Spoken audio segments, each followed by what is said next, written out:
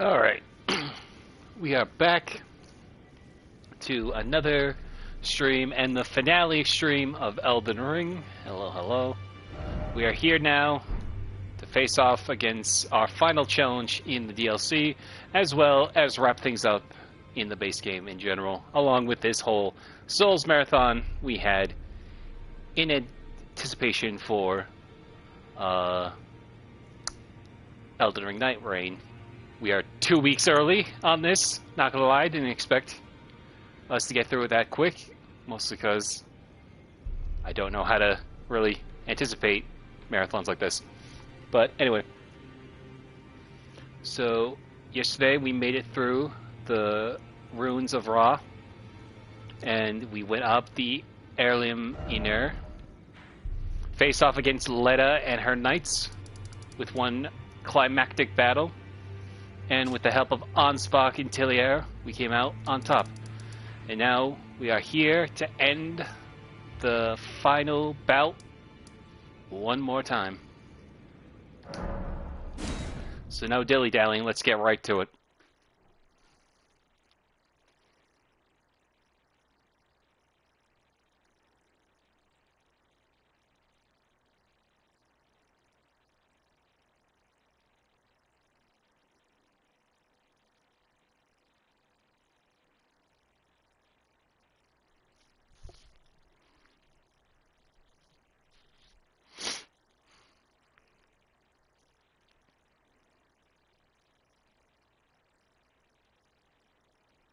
We have maxed out our fragments. No more delay.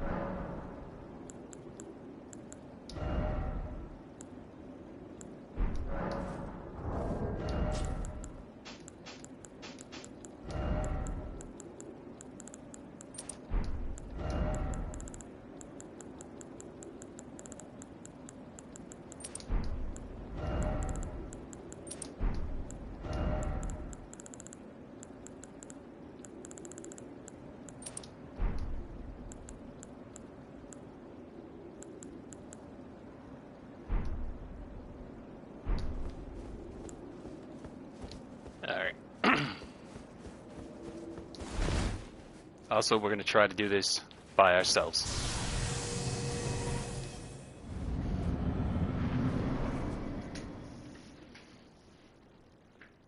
My loyal blade and champion of the festival. Both your deeds will ever be praised in song. Now, the vow will be honored. And my lord brother's soul will return, so that he may be my consort.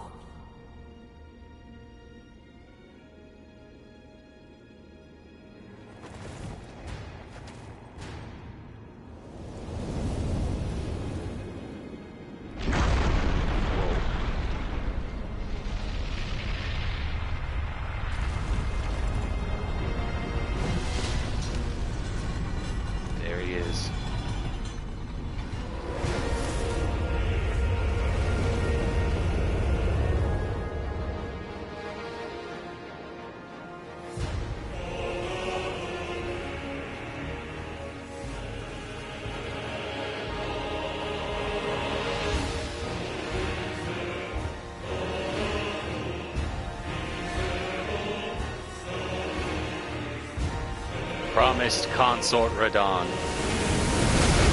Ow.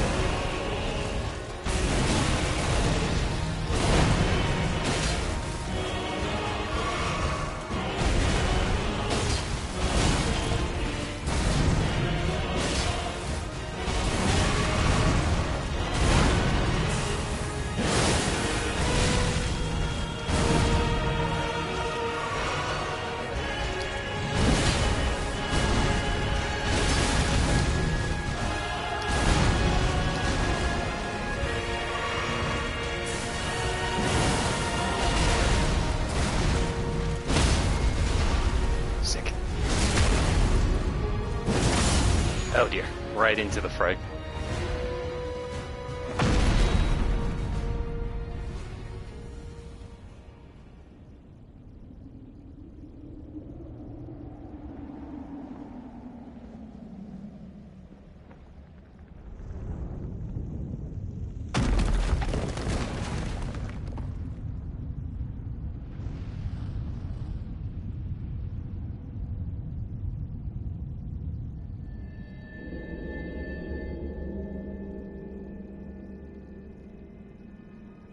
Lord brother.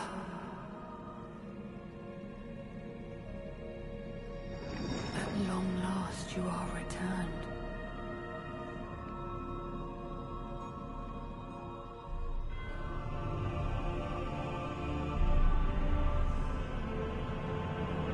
Tarnished one.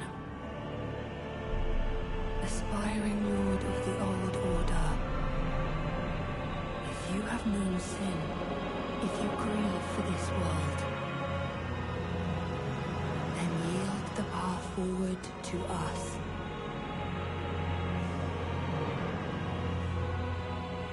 To I, Nicola, and my promised consort, Radahn.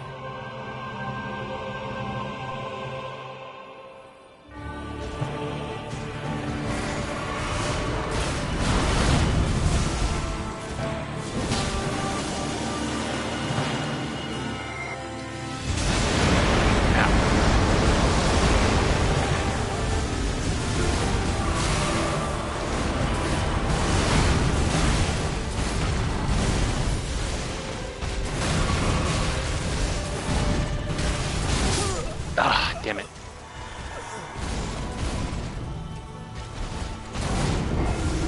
Okay.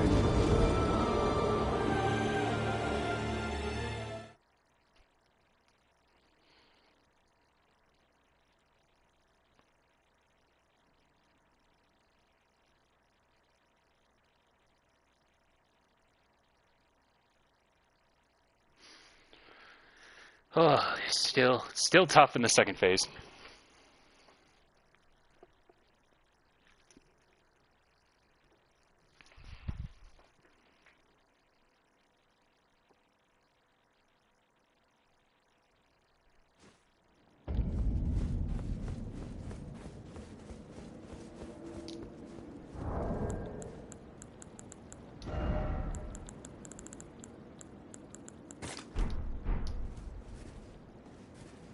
Alright, I'm just gonna use this early.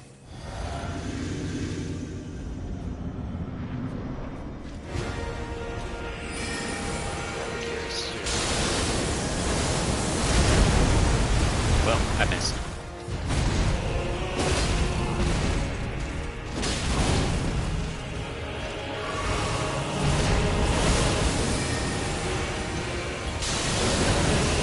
Ooh, that worked.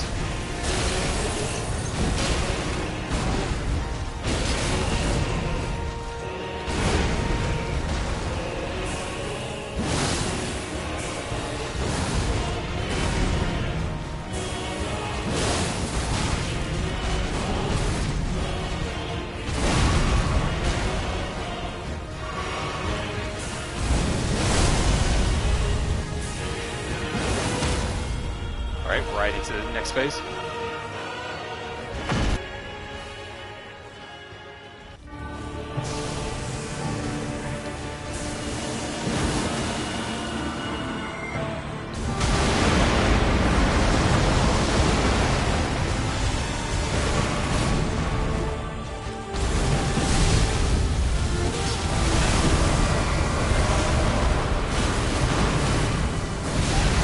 Holy hell, that hurt.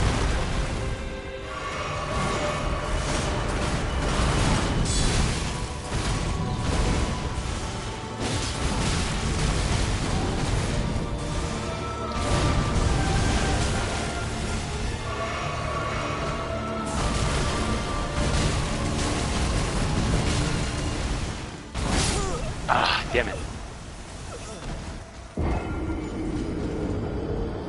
So the Dark Moonblade has a pretty strong guard boost, all things considered.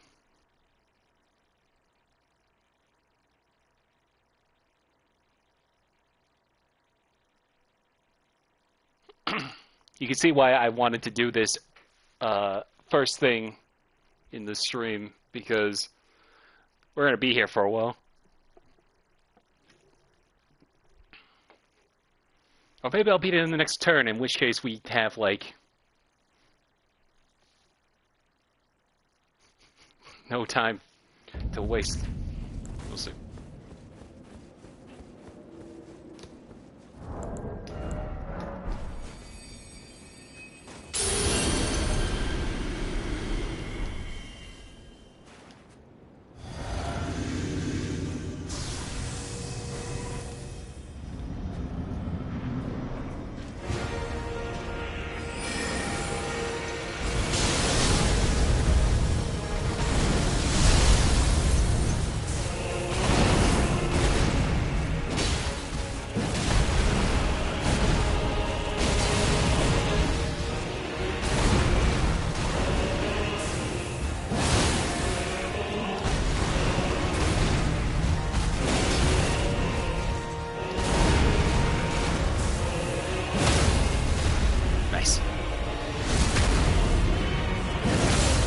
Damn, right into it, okay.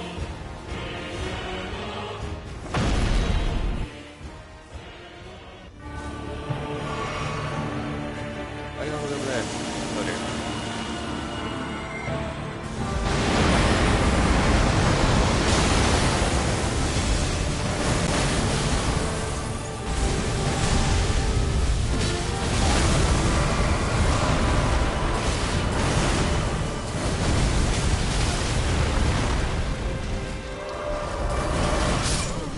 Damn it. So this is where things get crazy, because Radon on his own is actually pretty fair with the moves. He hits like a truck, but it's when Mikula shows up for the second round is when things really get off balance. And part of me kind of was hoping it would sort of be like a reverse, or I guess like a parallel to how in the base game you fight Godfrey, and then you go on to fight Radagon and the Elden Beast.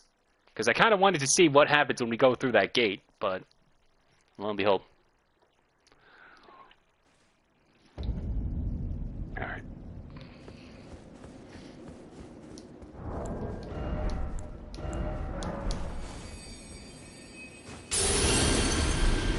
Also, the irony of me using his own rune against him is not lost on me.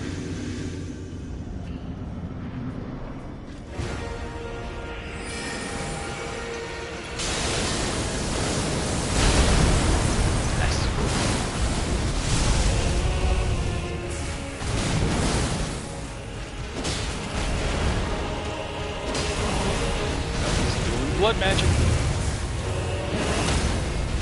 Damn. Also, his sword. Really, really strong, I'm noticing.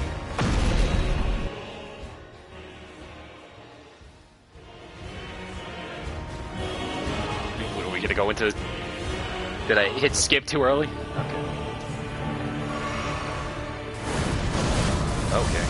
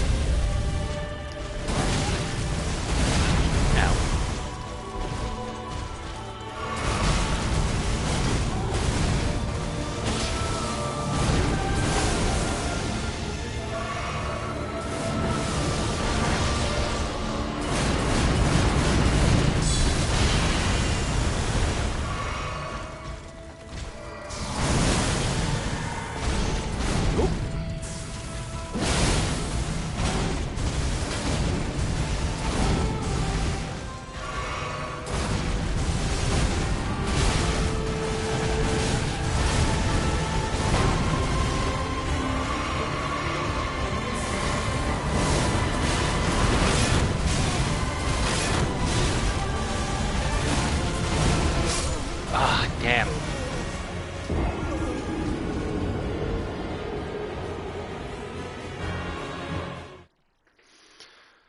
Oh boy.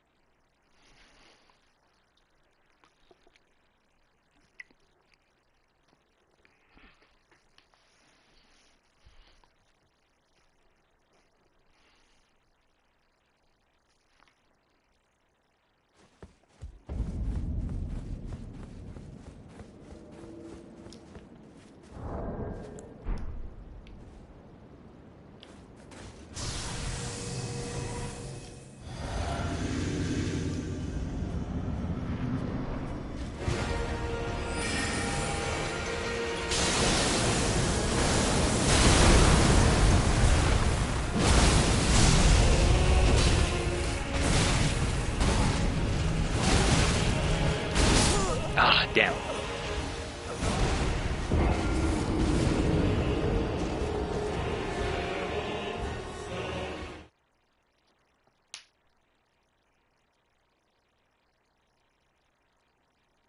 That hurt.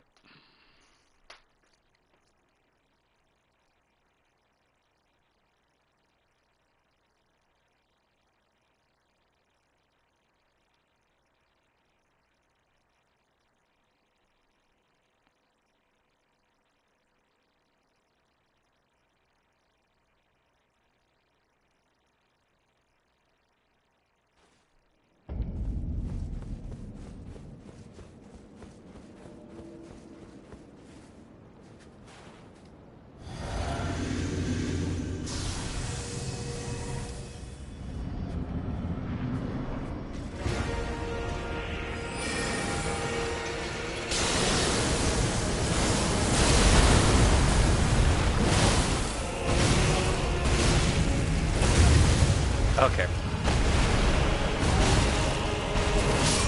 Alright, well, now all the progress I was making has come to a halt. That's a sign.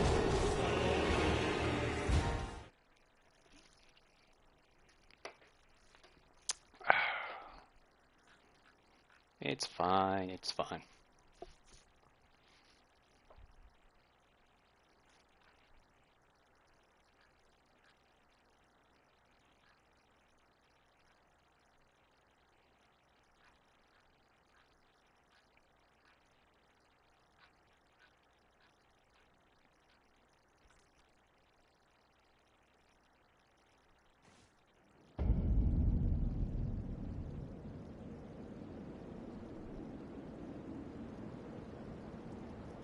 Okay. You know what I'm gonna try? Made a couple of these just to be safe, and might as well just have them handy.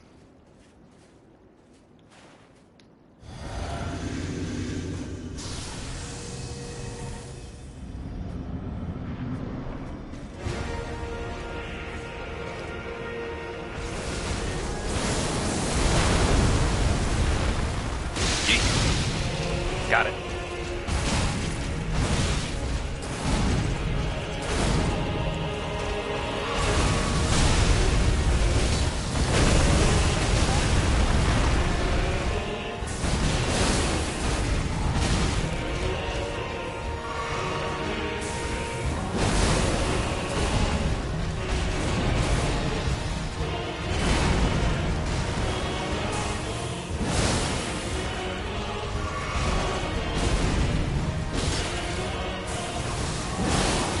Alright, right into phase 2.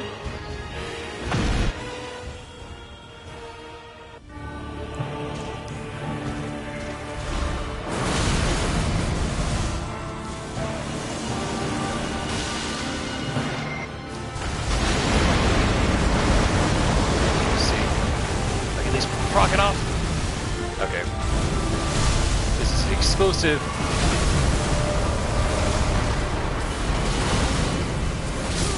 Okay. Well, never mind. Okay, never mind. I was initially trying to see if I can proc it for phase 2, but it definitely, clearly does not go nearly as well. So here's what we're going to do now.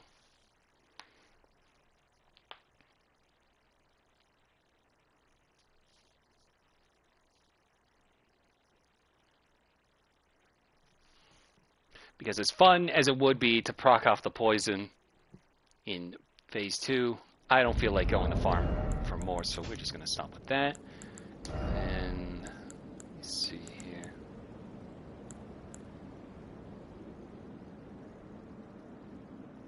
Maybe this will be a little better. They basically do the same, but I also do 2 weeks left and we're losing to bosses on the first try.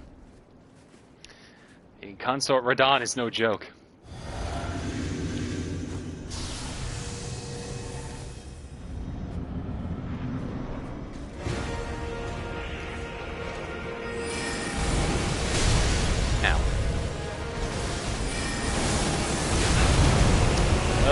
That attempt.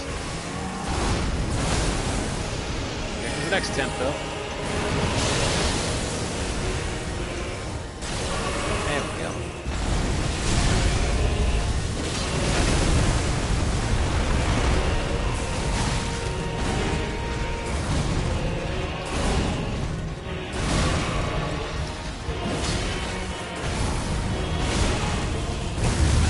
Oh my god.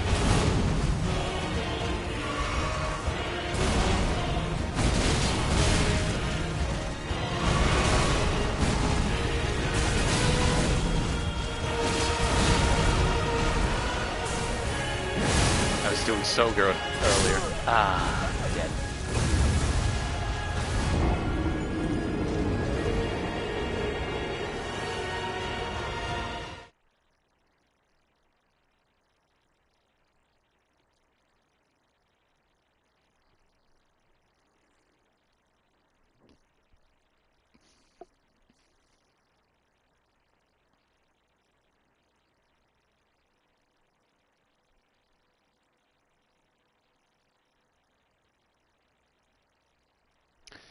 Blah, blah, blah, blah.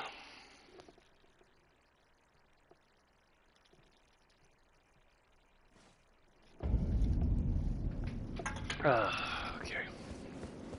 Except for that. Let's try that again.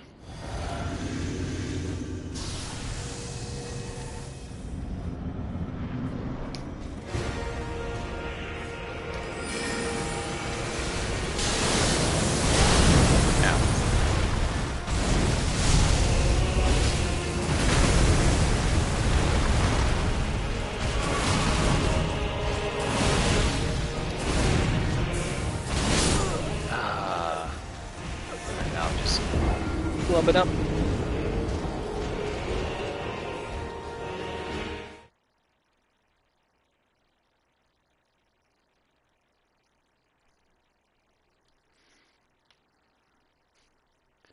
I always see posts where it's like, you don't need to collect all the fragments in the DLC. No, I still do. I still do. I just realized you could have done another drunk stream for Cinco de Mayo earlier this month. That would be a very white thing of me to do, not gonna lie.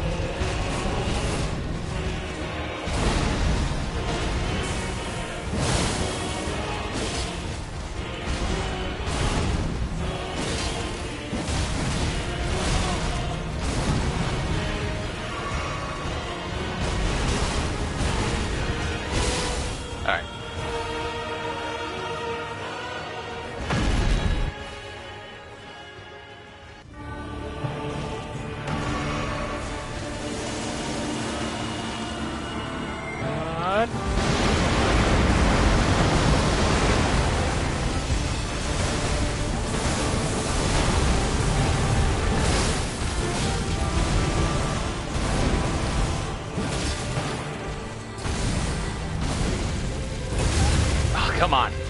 Why is it so many? Oh, okay.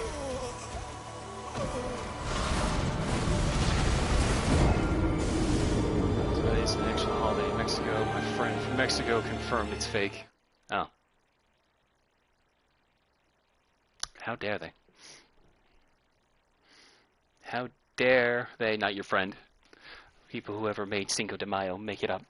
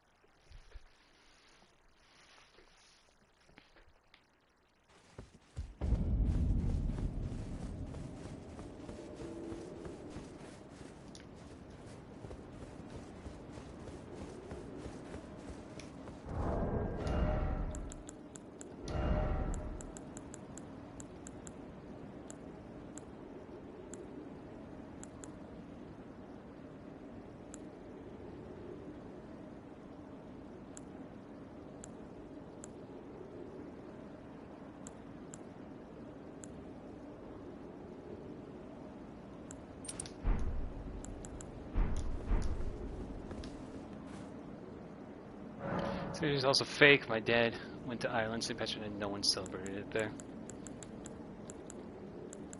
I don't know what to believe in anything anymore.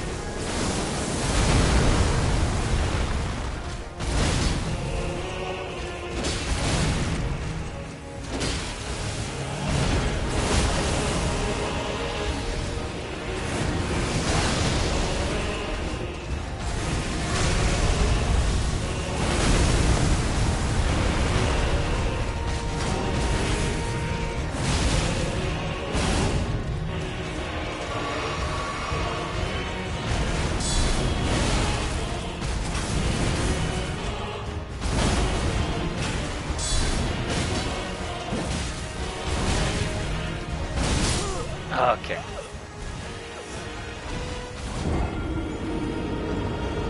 I was trying to do the perfect guard tier, but I don't have the patience to do that.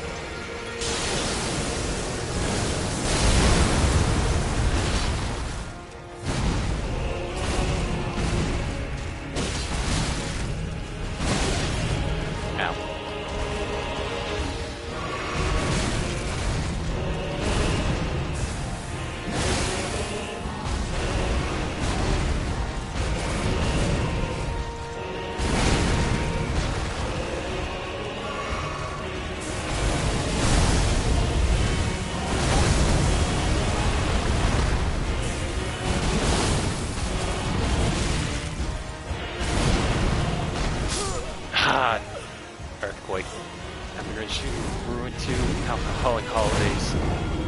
That's a mouthful. Oh, man.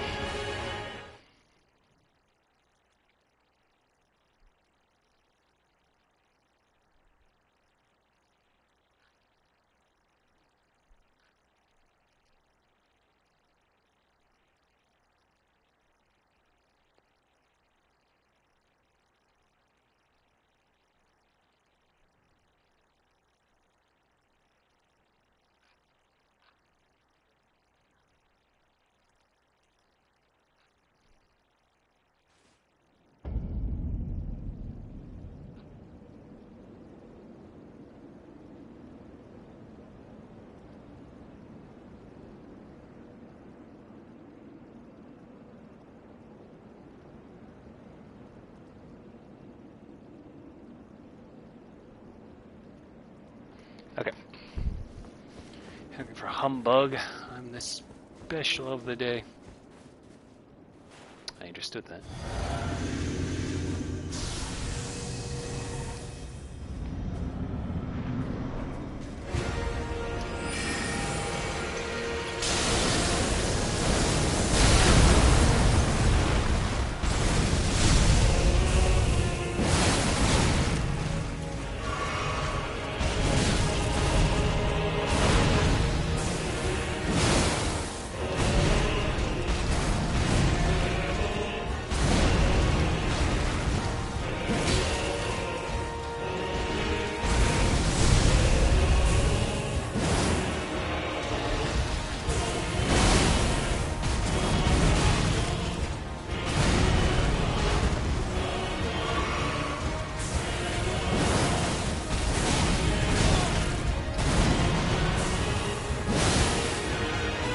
Right into the second phase.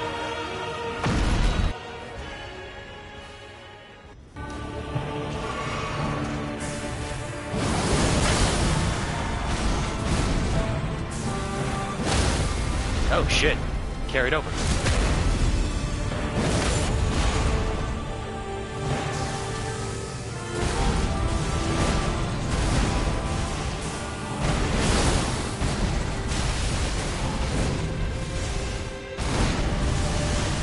Oh my god, how'd I do that?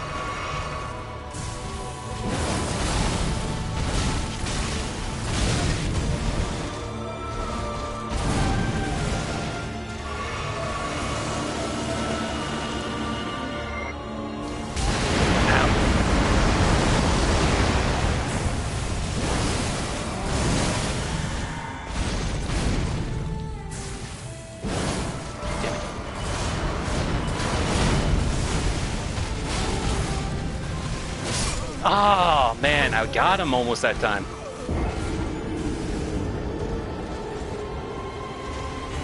Alright, we can do this, we can do this, we can do this.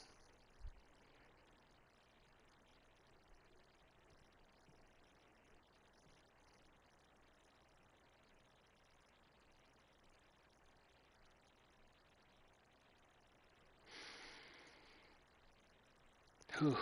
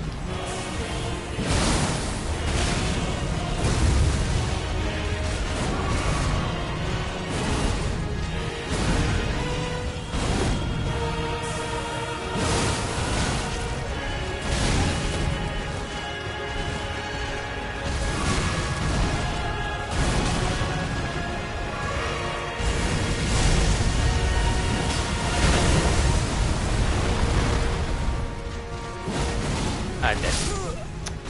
Damn it.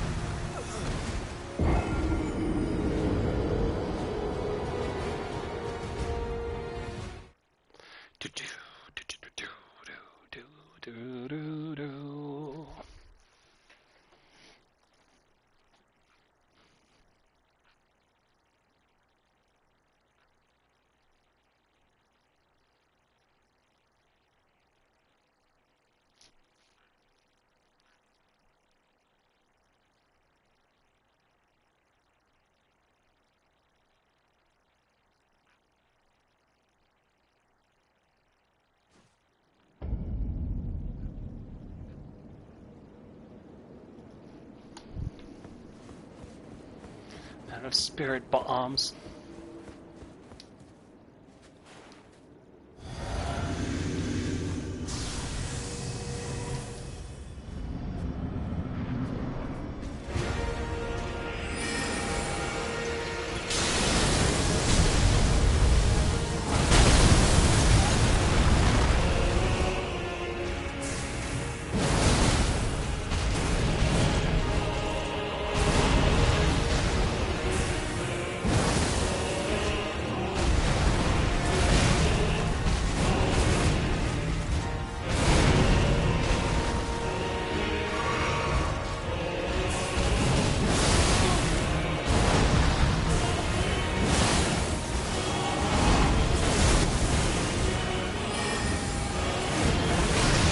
Ah, damn it!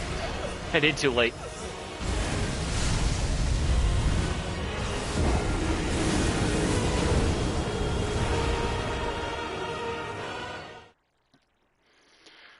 Those giant orbs you shoot at the Ganon-looking guy kind of look like a DBZ move. No idea what it's called. Okay, so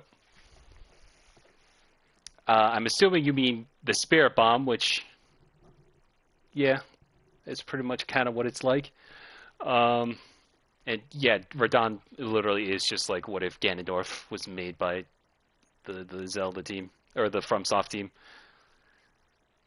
It's literally the perfect blueprint if they ever wanted to do one. And if they got FromSoft for the Dust Bloods for the Switch 2, you know, they could do a little, maybe not mainline Zelda game, but I wouldn't mind a side project where they took a crack at making Souls bosses in Zelda. I know everyone else would be fuming at the mouths, but, you know, I'd eat that shit up.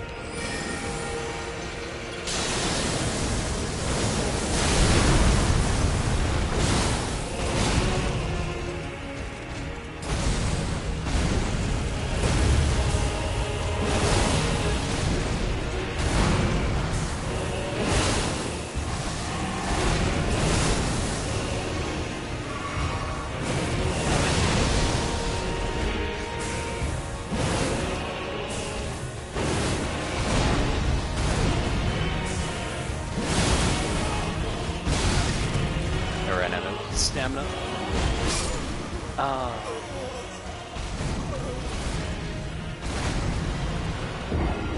Well, the reason why I'm using them, though, is because Renala's full moon gives me a minute of more damage from magic damage, which is why I always started, and he's usually pretty good at doing that twirling move right into it, though the few times he's done his gravity pole attack says otherwise. I wasn't sure if I was saying it right, if right in Spirit Bomb earlier. I mean, the same kind of thing, though you more raise your hands up in the air to gain energy to do that. You don't become the moon. Though what's funny is they blow up the moon in Dragon Ball. Twice, even. Let's try this again.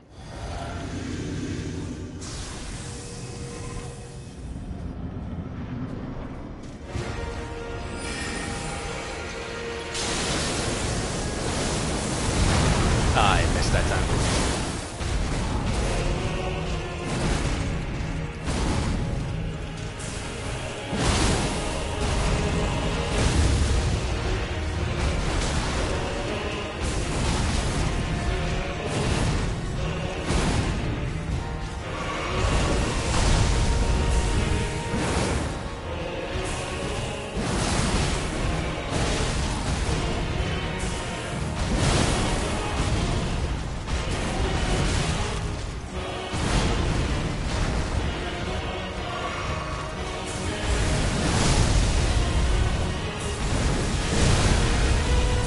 I'll just tank through it just fine. Except that. And that. And that. I can say shoot, bomb, and Netflix just by using a stupid dash. Yeah. I don't know how YouTube works. It's a mystery. Also, I will say, at this rate we're going, I initially thought, oh, maybe I'll get lucky and just beat him on my first try. Wouldn't that be wild? And then I would look in the camera and say, kids, if you're struggling, just use sorcery. Because that seems to be the go-to for a lot of these bosses. But maybe not right now. And the only reason why I'm not using sorcery other than the moon is because he moves way too quick to stay still for my shots, so I'm just using the one moon to get a quick boost. And so on.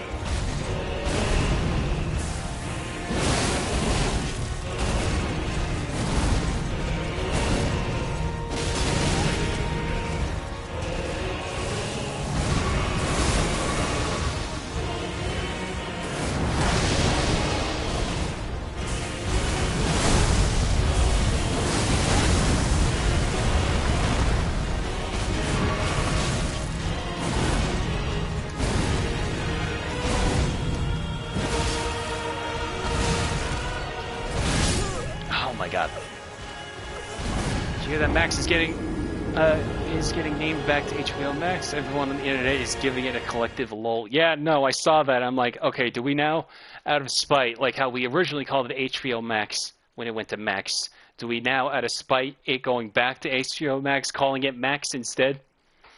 Because in the event that Twitter comes back to being Twitter on X.com, do we then do the same thing for that out of spite for Elon? Because I might do that. Will X do the same? I don't know.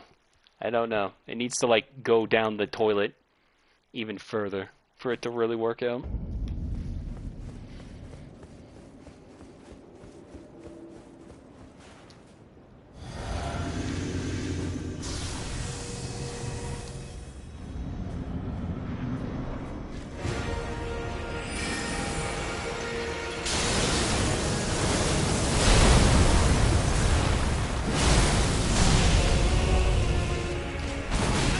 Okay.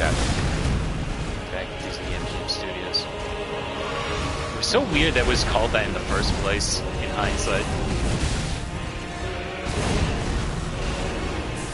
I understand why, but...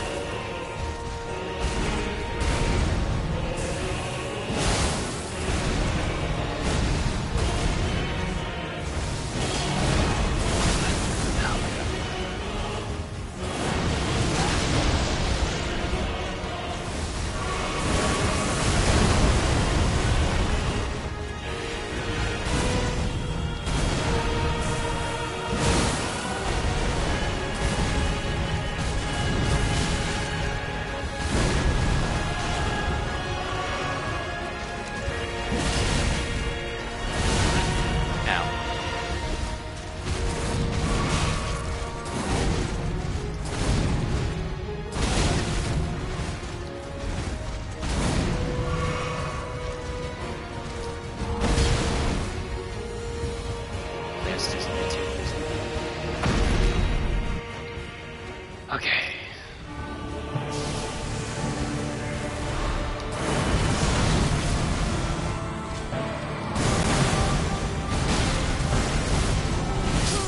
Ah, damn. Oh, just to be... There's to be a boss dude who's just gonna nuke me.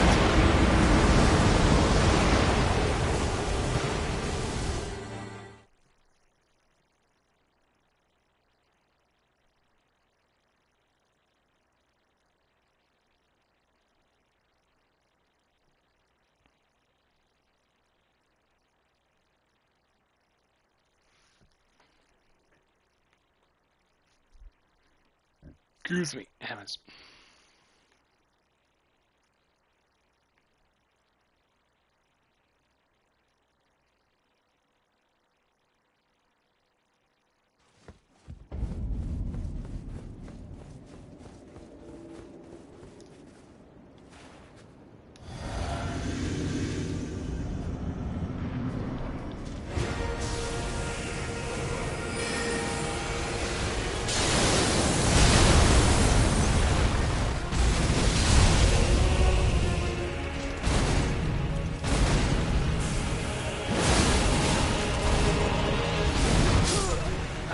I forgot about the slash forward.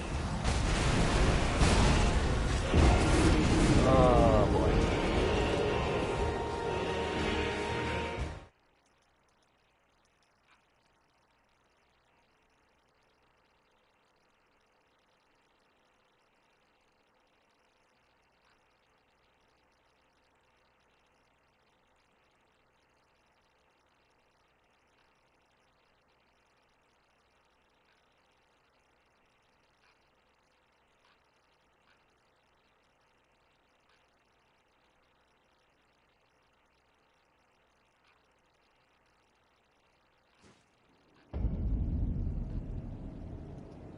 Okay. Let's try that again. Clearly, there's a time limit before he decides to jump on you, so we just still gotta prep outside the wall. I saw something weird. Rovio renamed of the birds.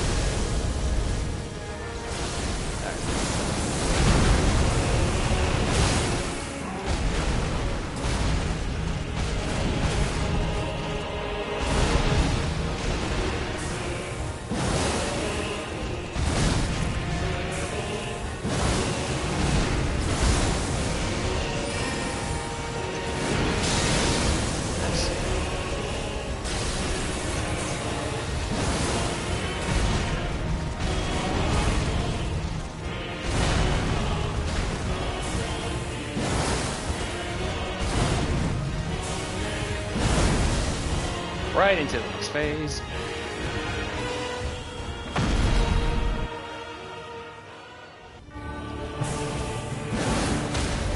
Ooh, sweet.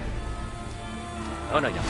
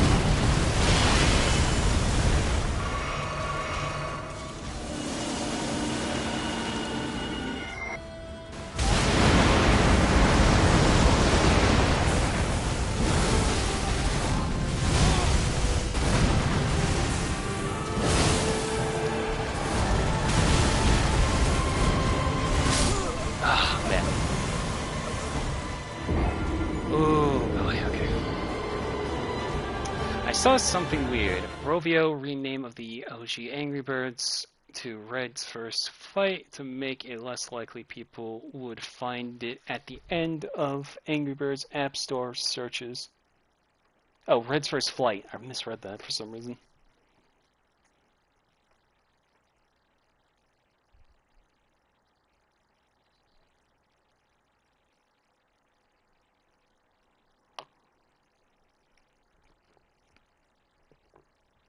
Red's first flight to make it less likely people would find it at the end of Angry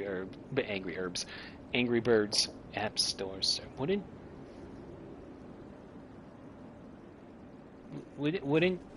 putting Angry Birds, like the original Angry Birds, like be the first thing you see? I don't know. SEO is weird, man.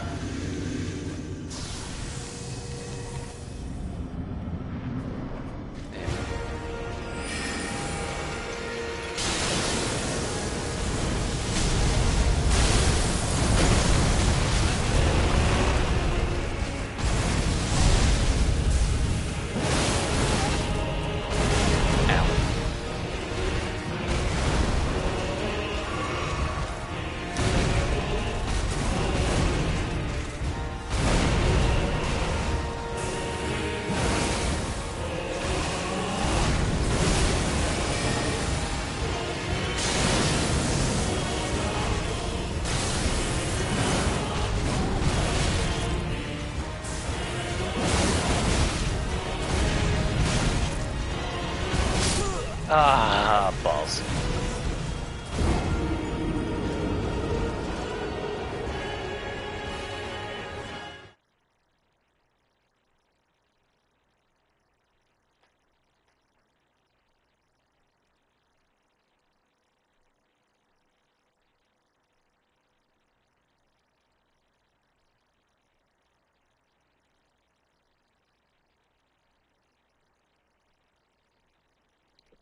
Excuse me, heavens.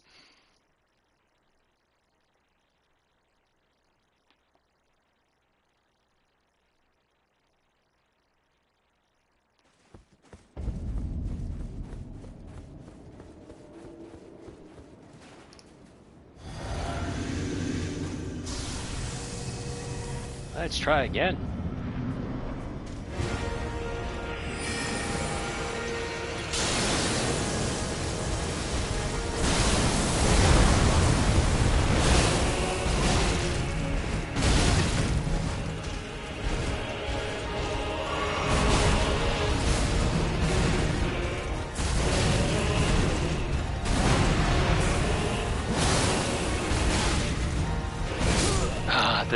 The delay on that second swing there always gets me.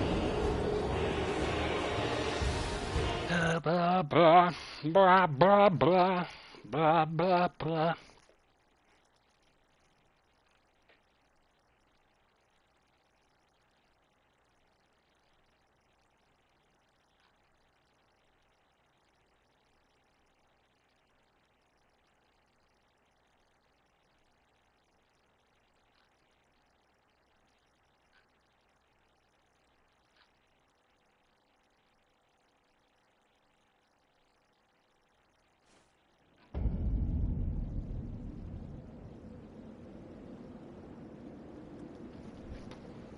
Okay.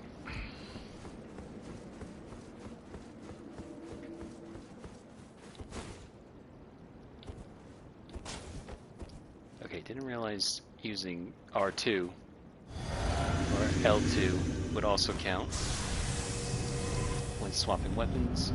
Noted.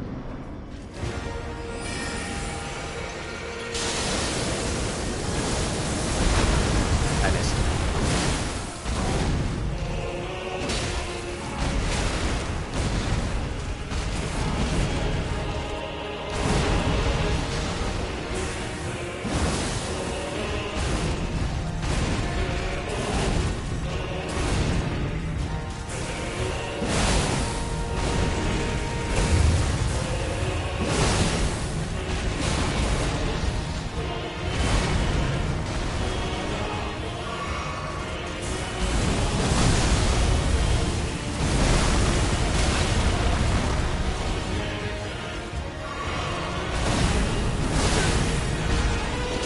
Oh, the one time he does double line.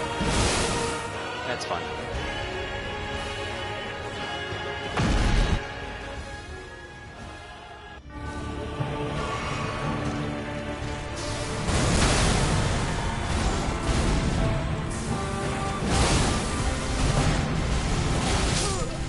Damn it. Turtle Consort, who is he? The Consort told me I wanted to see the transformation sequence. Hi, Elena. We'll do the... I'll show off the second phase cutscene. Technically, there's two consorts here. Him and me, but I'm a consort to his sister, while he is a consort to his half-brother. Make of that what you will.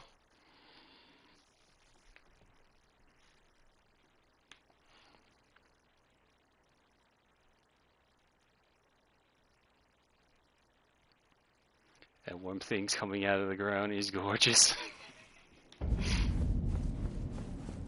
These just little funny worms. They're just all over the DLC. Anyway.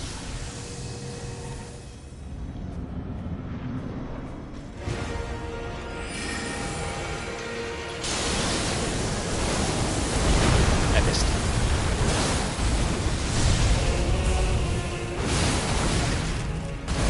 Ow.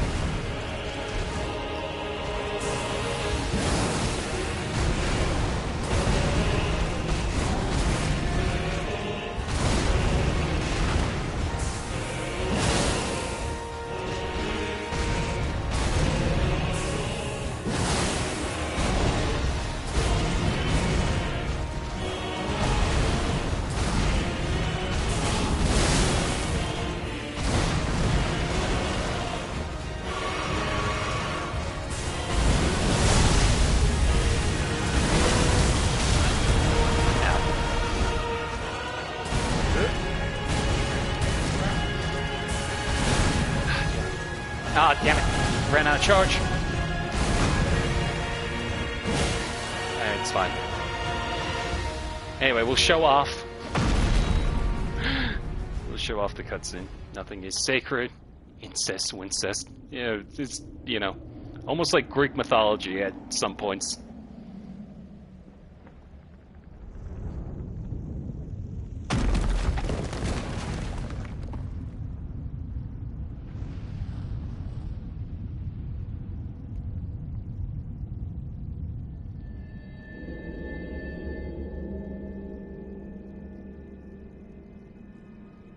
Lord brother.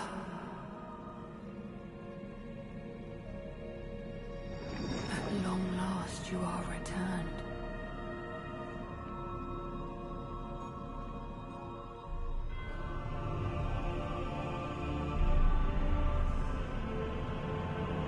Tarnished one.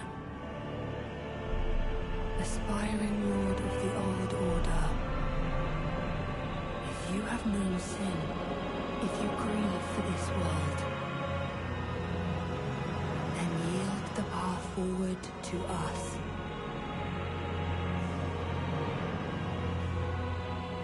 To I, Nicola, and my promised consort, Radahn. Okay. Let me heal this. Oh, he's gonna drop the nuke. Here comes the sun.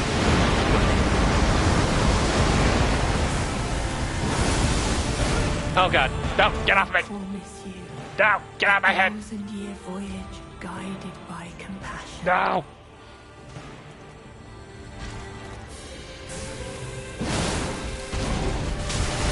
Shit.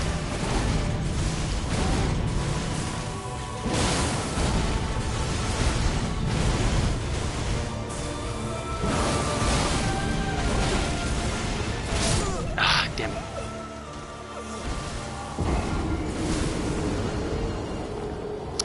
That's not a woman, that's his brother. His half-brother, that's Mikola.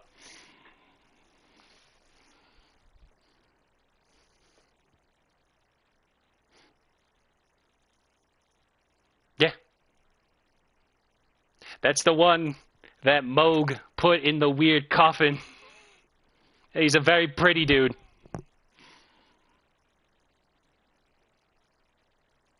He's the one hand in the coffin, the big cocoon thing that Mikola, like, you know, tenderly holds. Not Mikola, Moog tenderly holds. That's dearest Mikola. He has ascended to godhood, and he is a very long boy with very long hair. I could go on the whole tirade to discuss it. Ow. I got it first.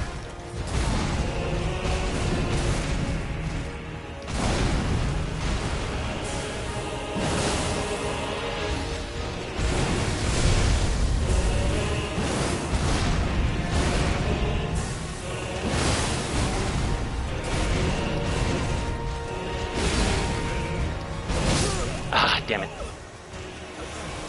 Yeah, the long boys in his favorite game. I can keep track of them. We got Mikola, he's a long boy. We got all the funny little worms, they're long boys. We got Rykard because he's in the god-devouring serpent, therefore creating him into a long boy. We got Mesmer in his abyssal serpent form, therefore a long boy. The god-skin apostles in their second phase, they become long boys sometimes. What else? The serpent, man-serpents, like Zoraya, they have a funny little move where they just stretch out, like the God-Skin Apostles. They're long boys. That's about 6 long boys.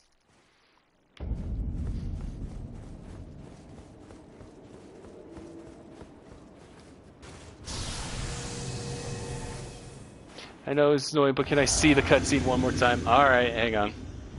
Let me actually get to it then. On special requests.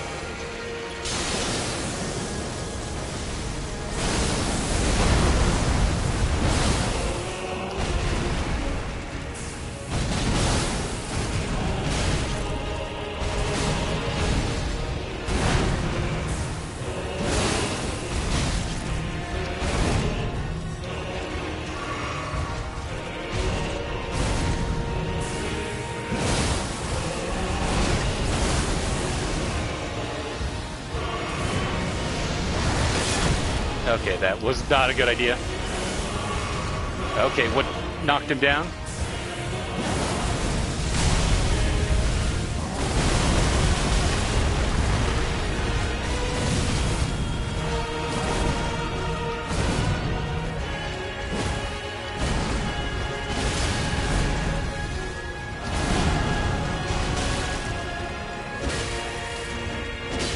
Okay, here's the scene.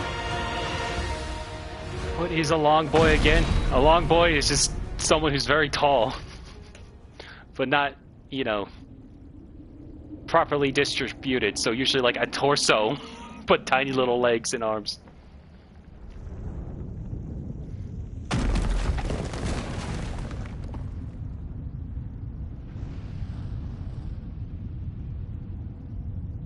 If you look up Mikola's model, he's very, very tall and disproportionate. You just can't see it though because he's on Radahn's back. Lord brother.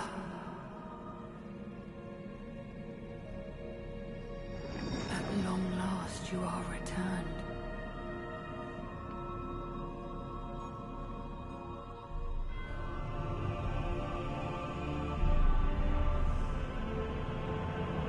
Tarnished one. Aspiring lord of the old order. If you have known sin, if you grieve for this world, then yield the path forward to us.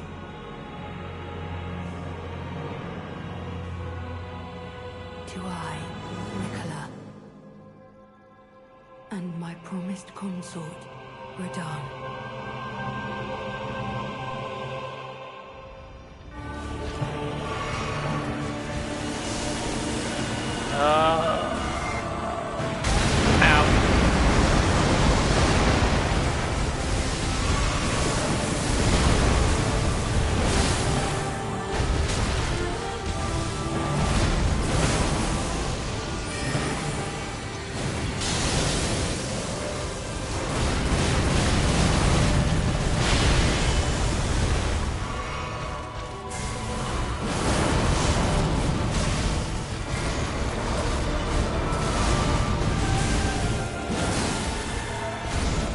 Yep, nice try.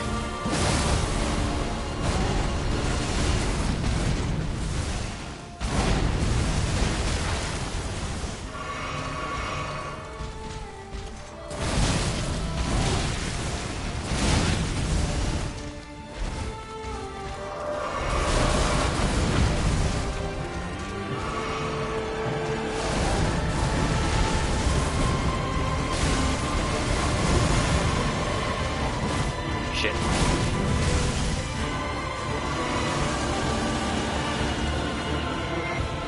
I got... What the hell did I get stuck on there?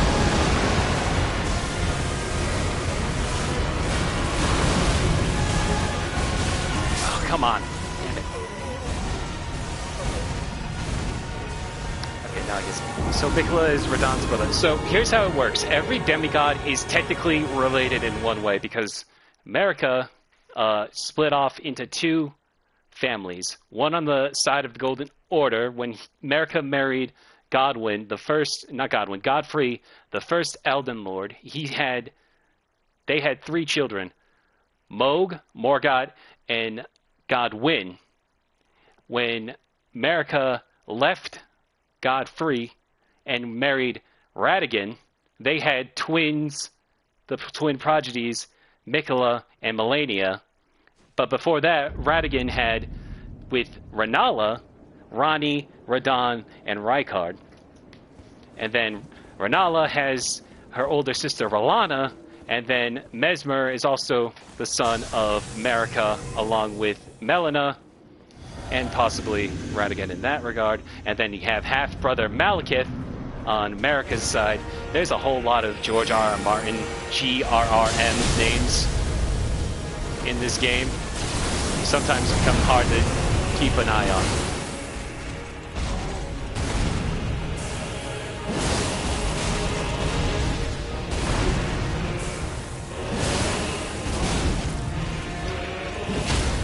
Nice. Oh, right into the next phase. TheArgo, you're like rattling off names I've never heard before. I feel like it means something if I remember all these folks. I'm sorry. I played this game a lot. 900 hours in this game. Why are you all the way over there? You know what? Don't answer that. Why are you putting it on top of me right here?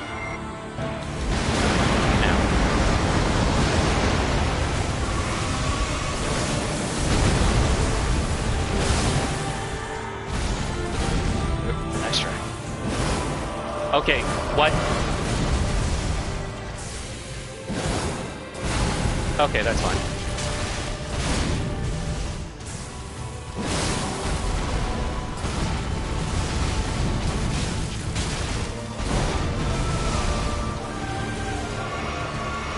Game was like, nah.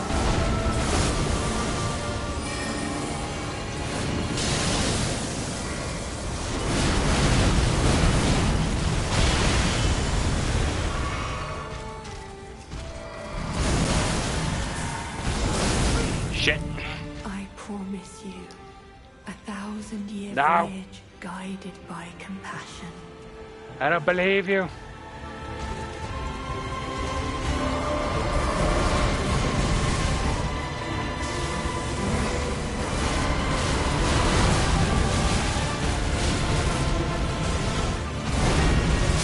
Ah, come on.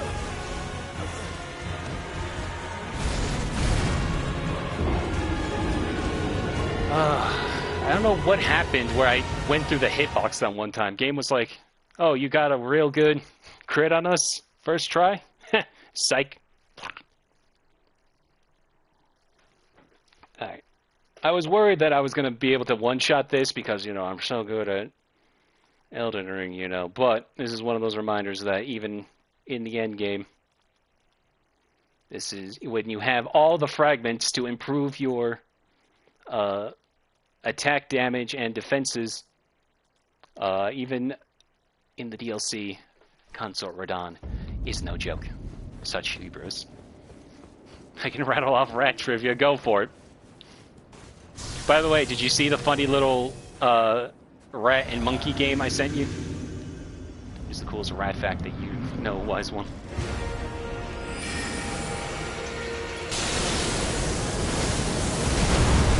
I missed it.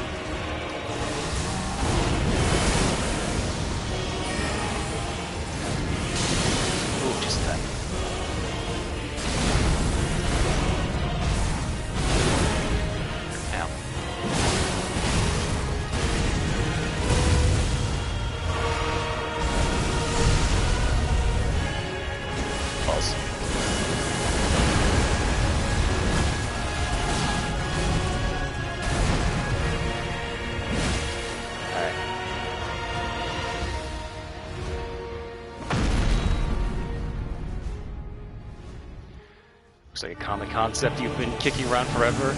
You have an idea for a funny bound key? No, I'm dead.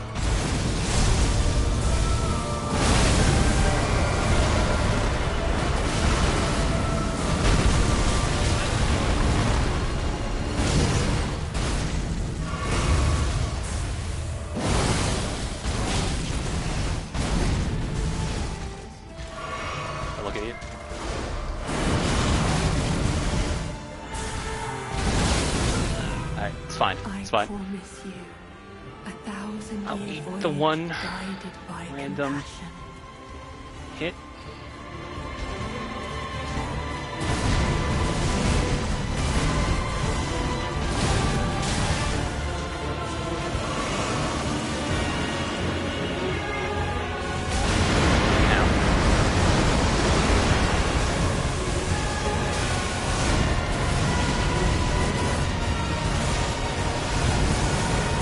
god, how'd I dodge all that? Don't have time.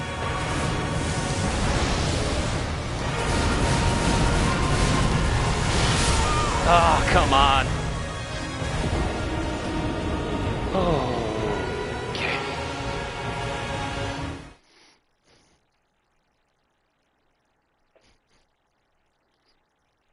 okay. Okay. The coolest rat fact I know, when rats are happy, they boggle. So their eyeballs vibrate, and it looks very alien. But it's because they grind the back of their teeth, which are set right behind their eyeballs.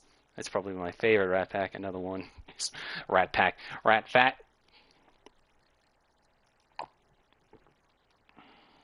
Rat fact. Man, I'm so happy I could just aggressively rat eye shaking. Okay. You know what? Here. We're just gonna go in with... damn it.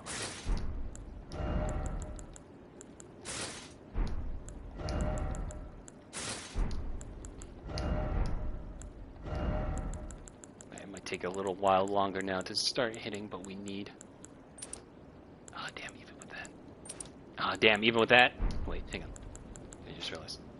Damn, even with that. Fuck. Alright, hang on. What's the next heavy set we can do with? Oh, medium load already.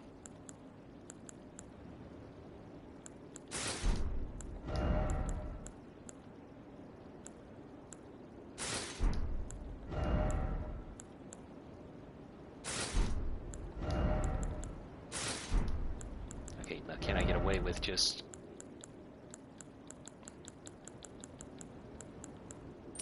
Ah, damn it. Okay, yeah, alright.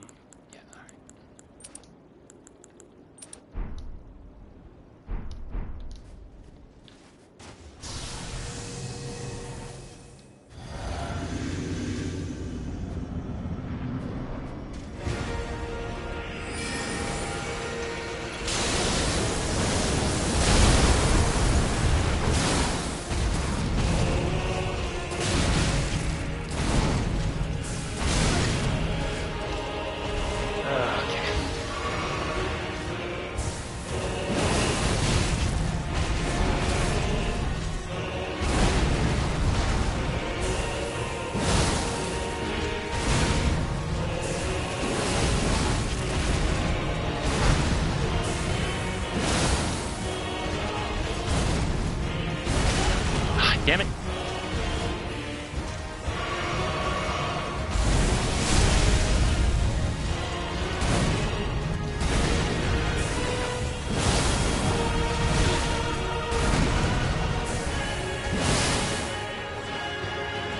Oh, okay.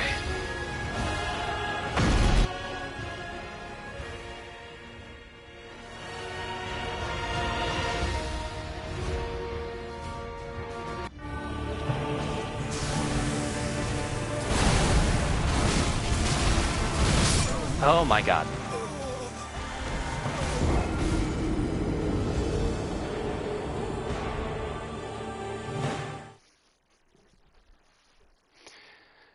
If you have a rat problem in your house, your home has become their home. So if you just drop them off a few blocks away, they'll actually travel back to you. You have to travel miles and miles away. Even then, a rat can track their way back. Boy, head ornament. Damn.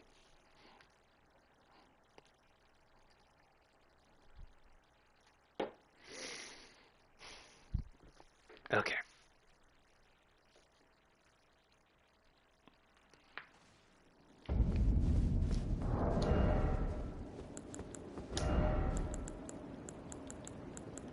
Alright, here's what we're gonna do. We're gonna have to go lower.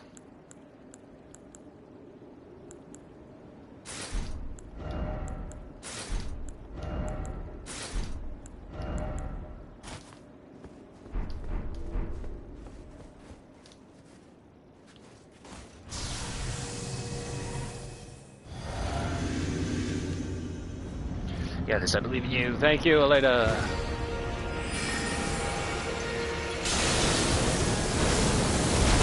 I missed.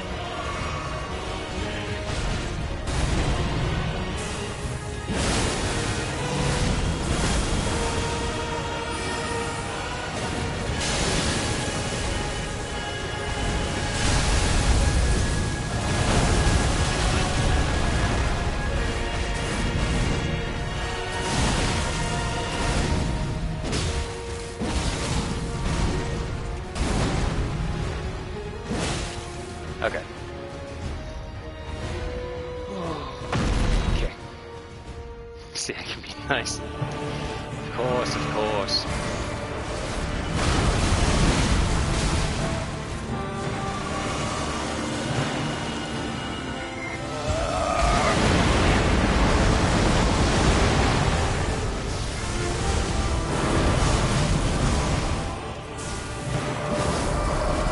Where the hell'd you go?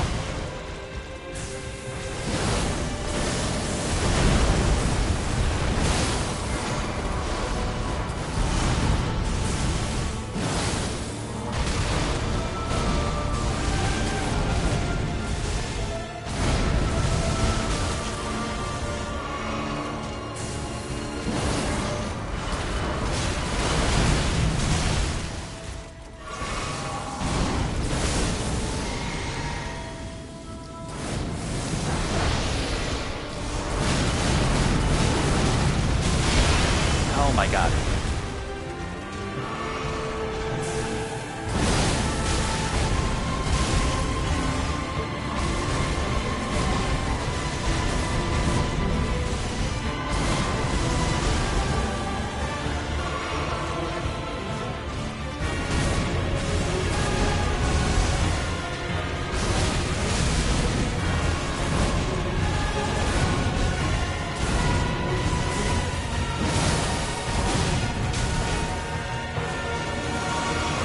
The nuke.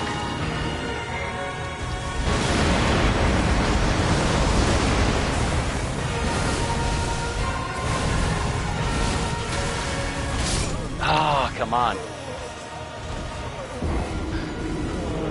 For some reason, I didn't see your message, Shark, but those are giant pouched rats trained on bananas to hunt mines in different parts of Africa. I think Cambodia is a hot spot. See, I'm learning about rats while getting my ass handed to me by Consort Radon.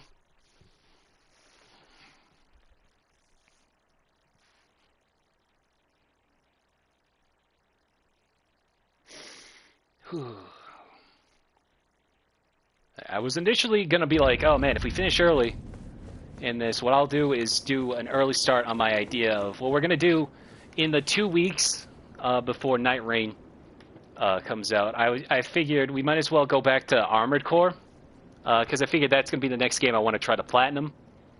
And also, since it's a FromSoft game, it kind of works in time with the marathon, even though they're not Souls games.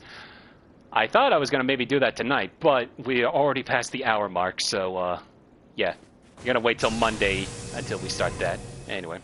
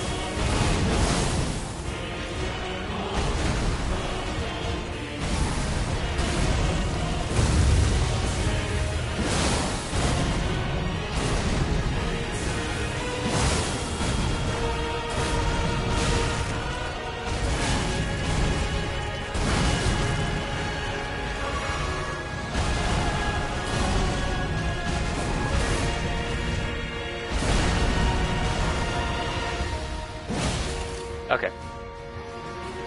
Oh, okay.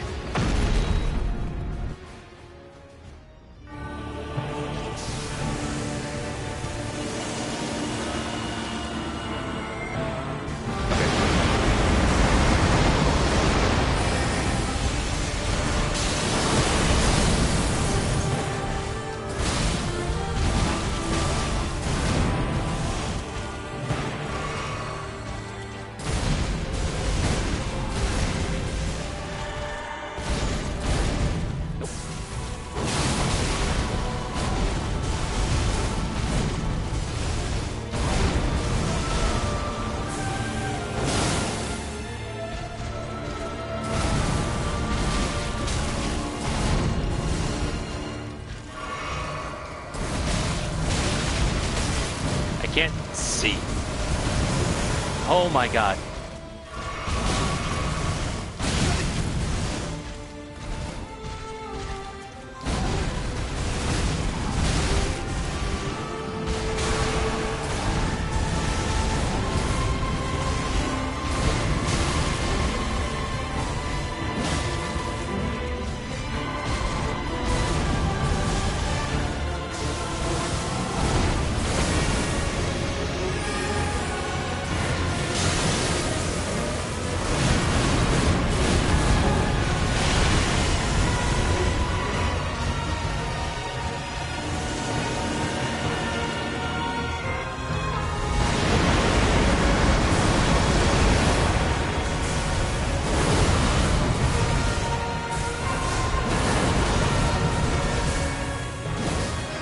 Okay.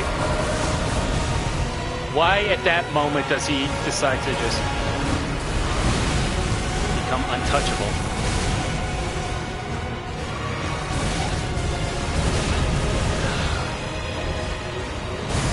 Ah, almost had him. Oh, who's the coolest rat in fiction? The only one I can think of is Splinter. There's also Ratty from The Wind in the Willows. I like Twitch from League of Legends, but it's not exactly the best source of fiction because he has like a paragraph of lore compared to everyone else, but he's just a little tiny rat. Okay.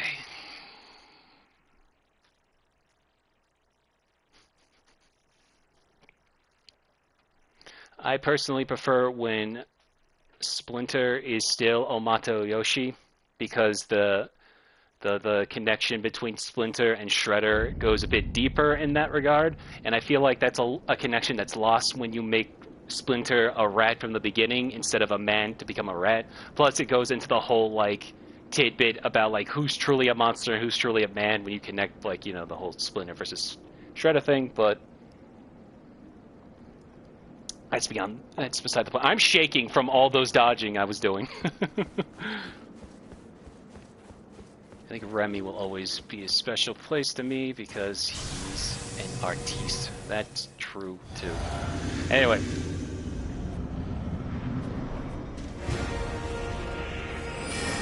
Let's go again.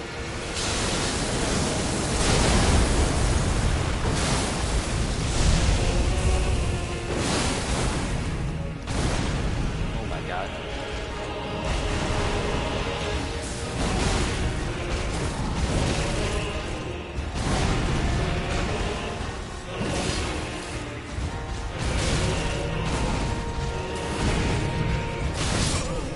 Damn it.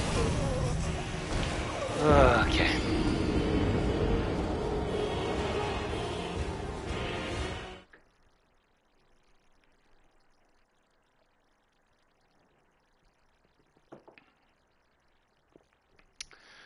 Okay.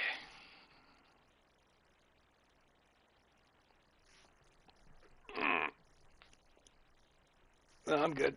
I'm just gonna stretch real quick. Okay.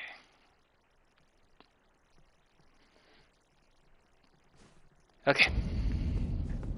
Let's try again.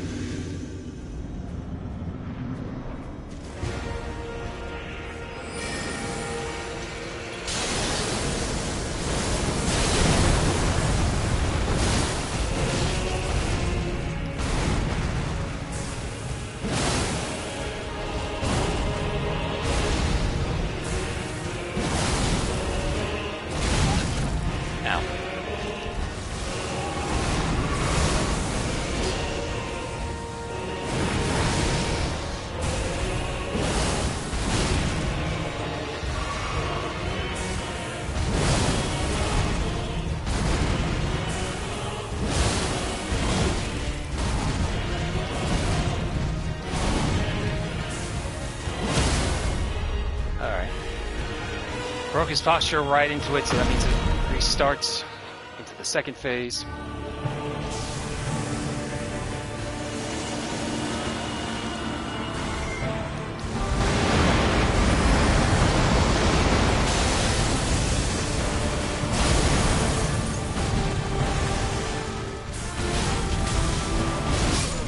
come on. Okay.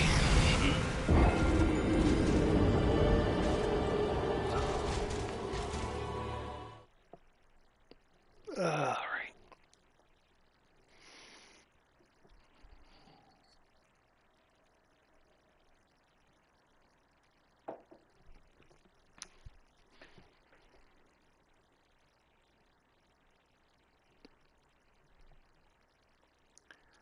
Definitely think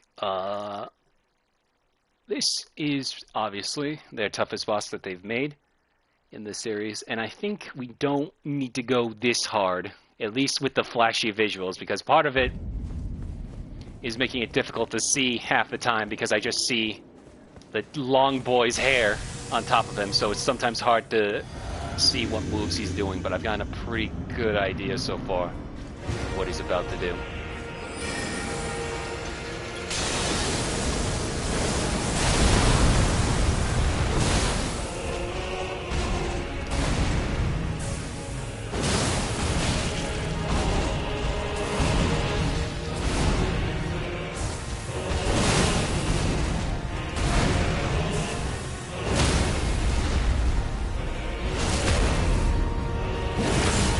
All right into that.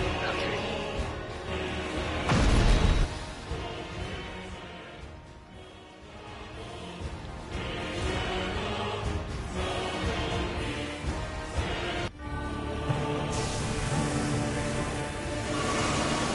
Shit. Ow.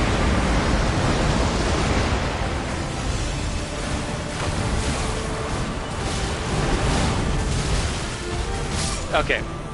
They were like, nope. Would you believe me, by the way, Elena, that this is nerfed Radon?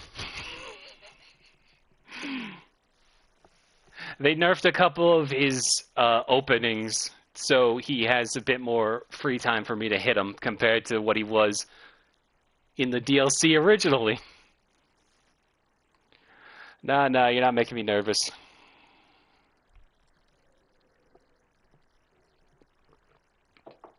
Excuse me, sorry. Maybe if I look away. Do it again, I wasn't looking.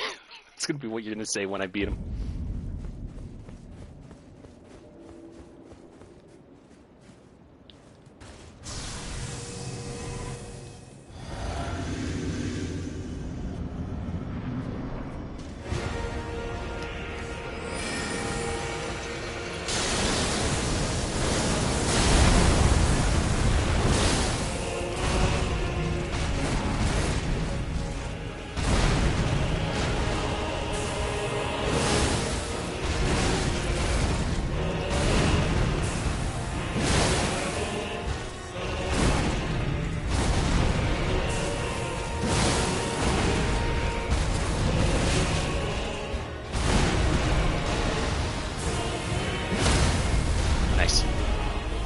Stab you in the heart.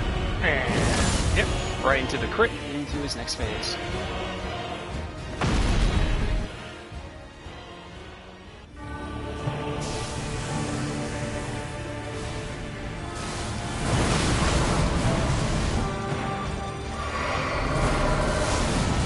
I got right up into his crotch. I couldn't see where we were going. Yep.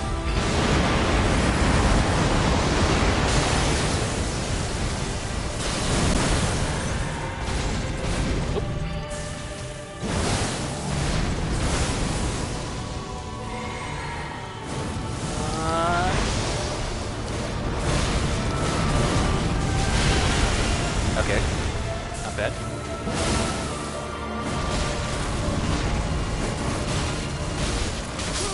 Ah, damn it.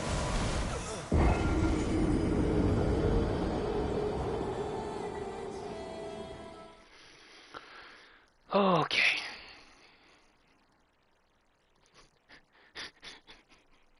Don't get penisy. I got him. Great kid. Don't get penisy. It's one of the funniest line deliveries ever. Oh, man.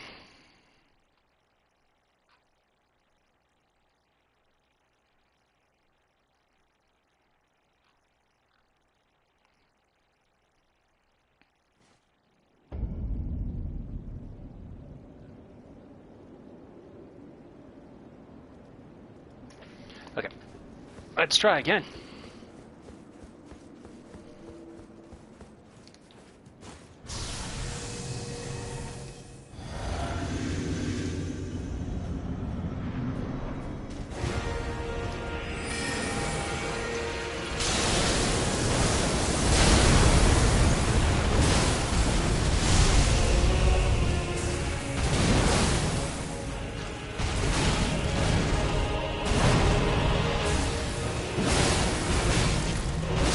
Ah, damn it.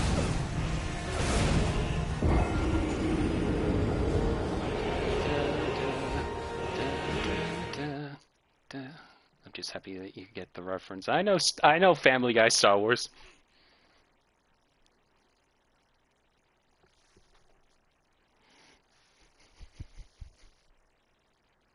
Something dark side. Something complete.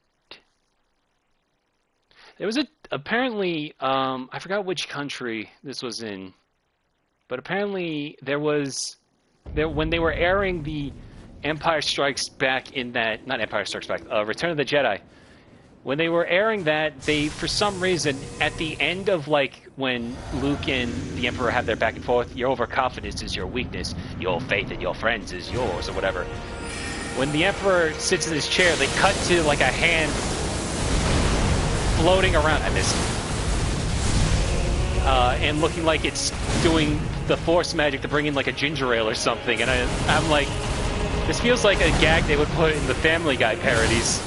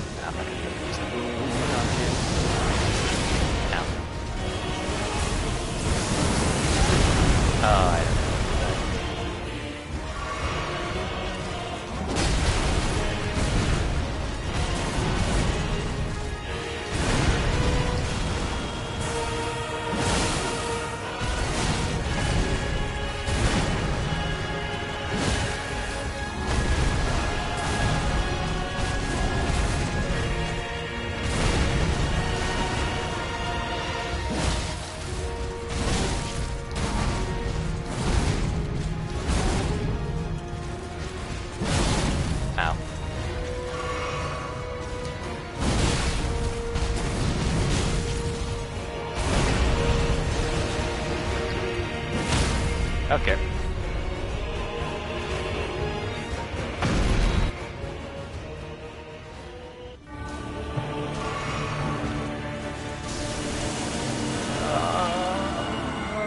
Shit.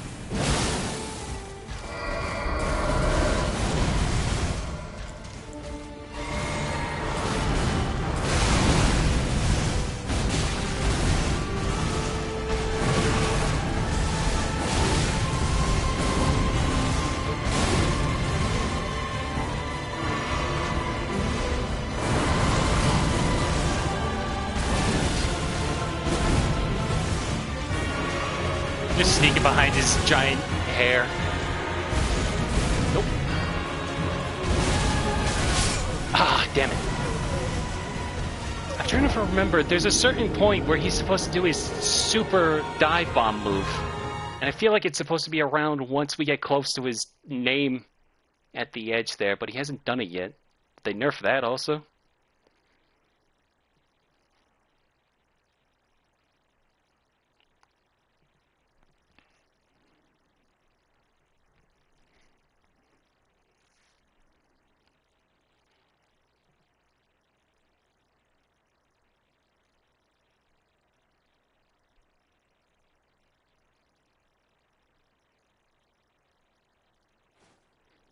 the final boss. This is the final boss of the DLC. We still have 4 more bosses in the base game before we end it.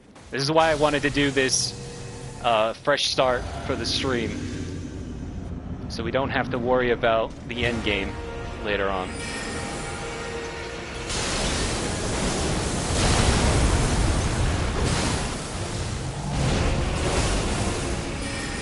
So I'll just send this also to protect myself. Gravity. I had a feeling.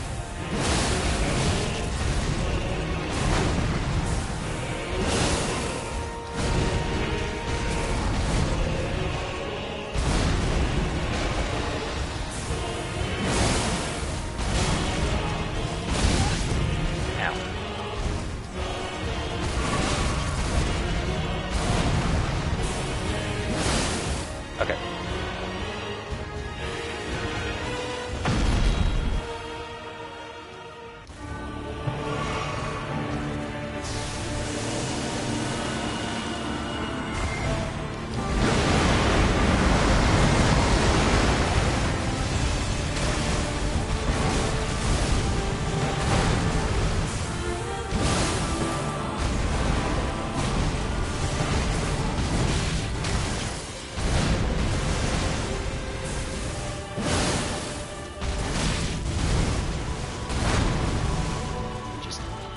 Oh, fuck!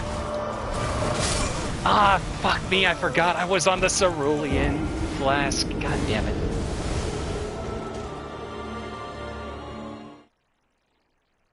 See, the real question, though, is, like, it's going to take me, like, 2 hours to beat this boss, and then it's only going to take a half hour to beat the last 4, by comparison, just because, A, my intelligence is at 80, so any magic is going to go through everybody like butter, and B, I'm built way, way higher than the average endgame pre-DLC. Like, I have 40, 40, 40, 40, 80 stats in everything, and the only thing that we're lacking is Faith and Arcane.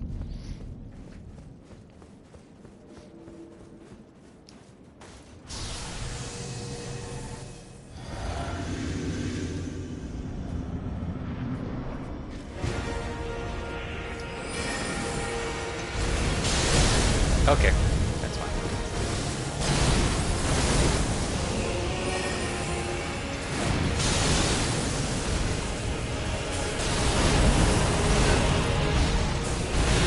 Out of the way.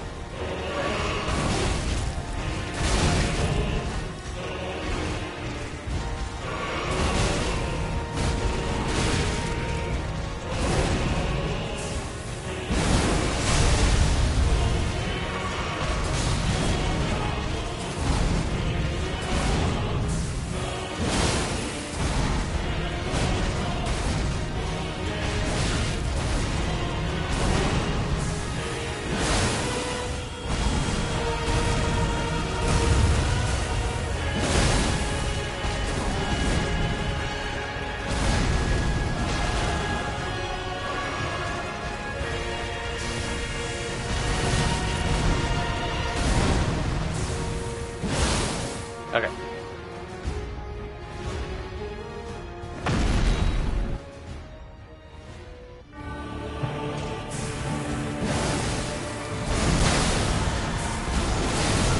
Alright, that's fine. I promise you, 1,000-year voyage guided by compassion.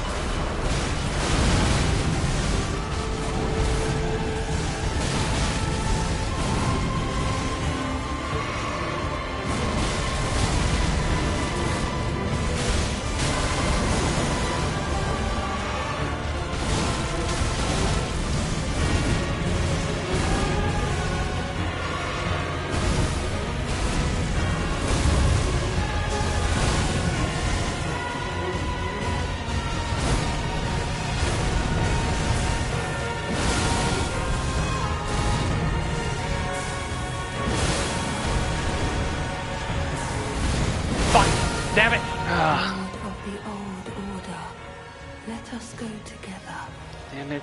I don't know why I tried doing that.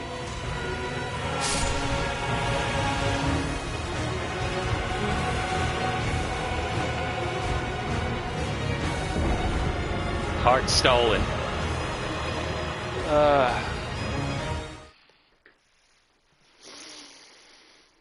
Okay, well, in that case, I should just have the other item on, just in case. So, take 89. For context, what Mikola's grab there does is, if he gets me twice, is he puts his charm on me, which results in me giving my loyalty to Mikola in his conquest for a better world, which, you know, sounds fine and dandy, but then you remember, oh wait, now I'm giving up my free will to a god. Is it any better than the greater will and all that? So, anyway, so we're going to use Mikola's Great Rune, at least have it on standby in the event that he tries to do anything like that. And we got a funny emote out of it.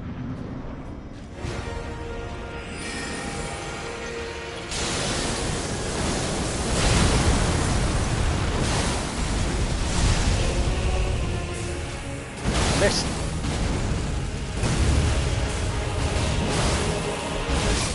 Oh, you didn't miss. Okay.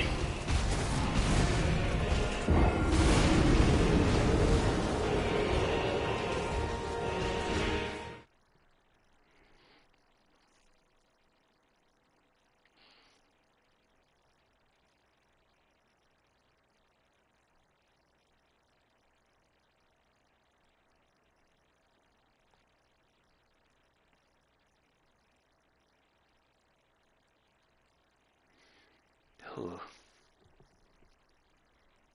Excuse me.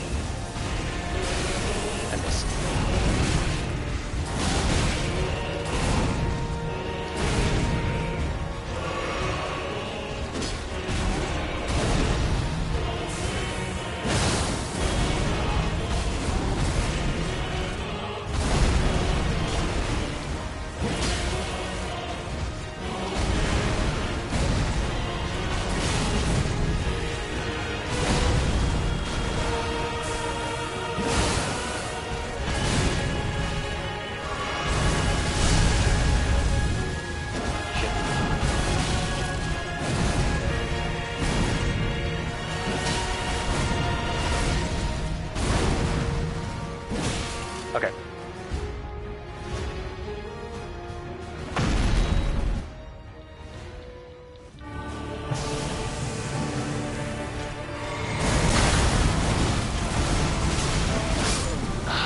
Oh. Okay, another stretch. Another stretch.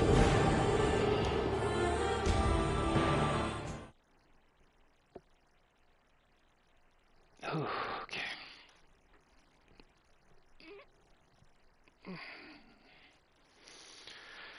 Nah, it's fine, it's fine, it's fine. It's fine. Oh.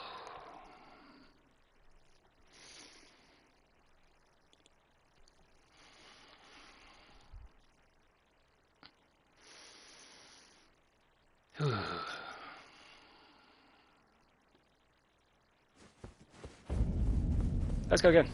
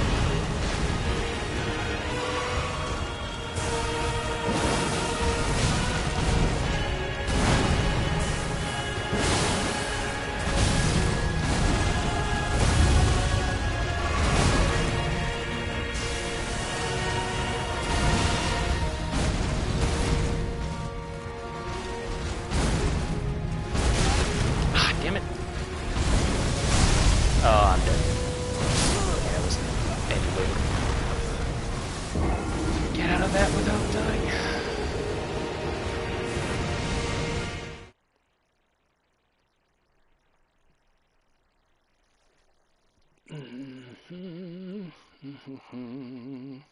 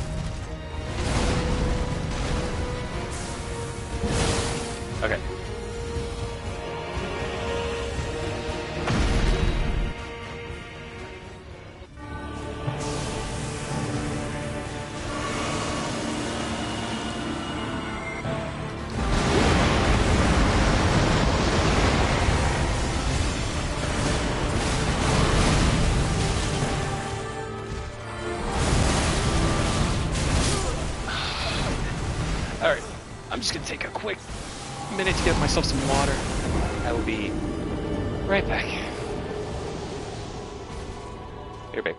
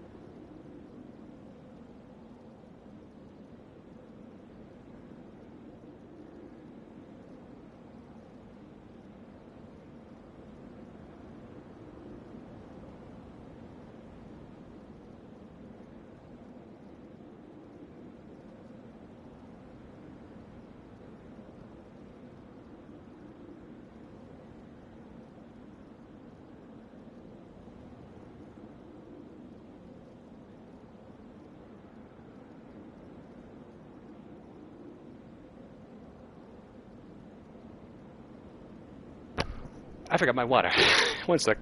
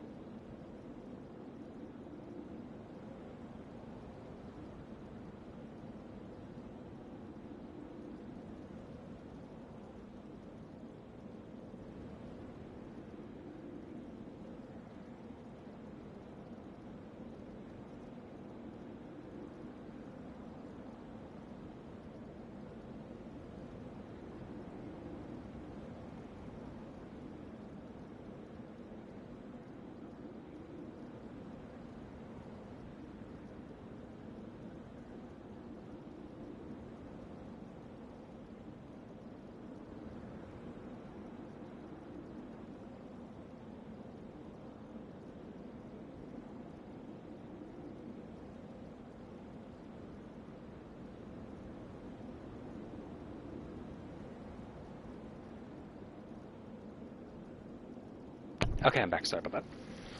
Let's try that again. Now at the 2-hour mark.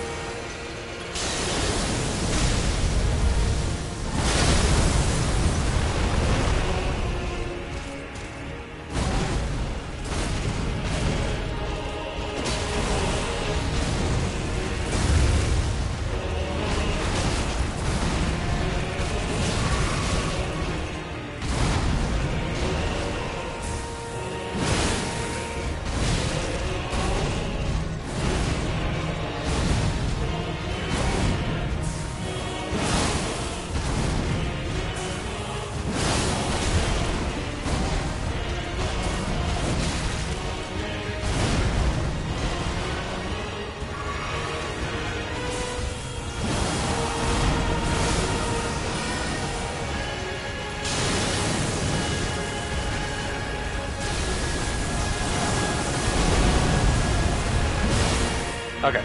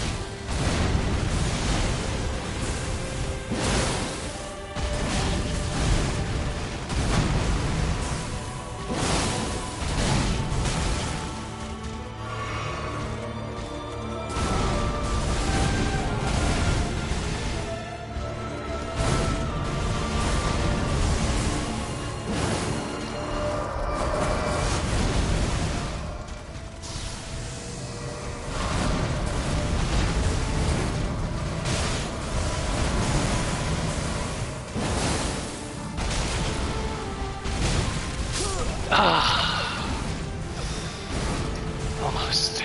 Almost.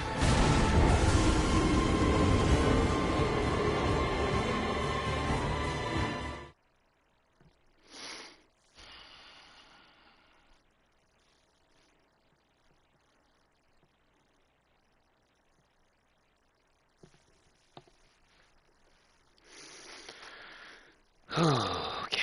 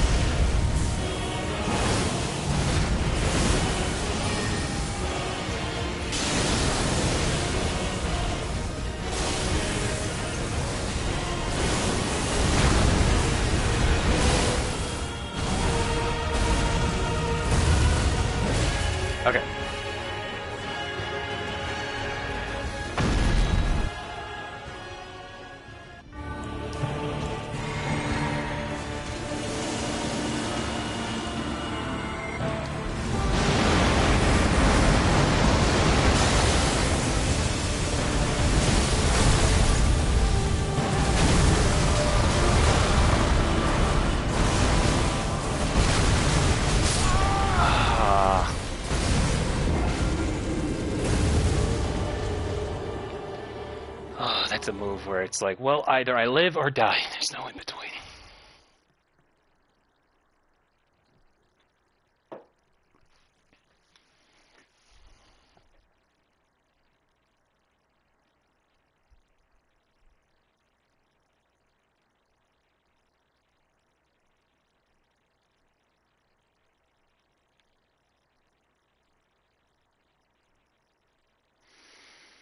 Okay.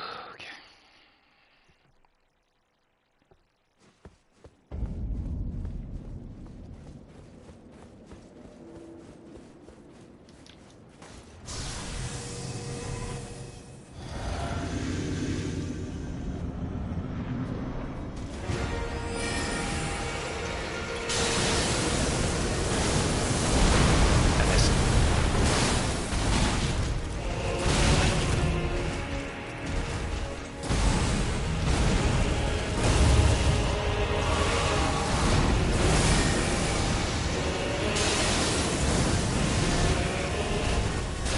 I missed again.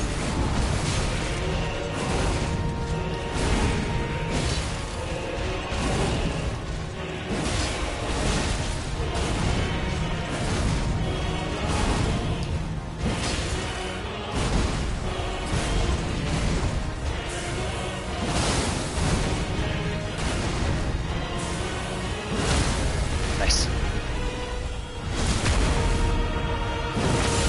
All right.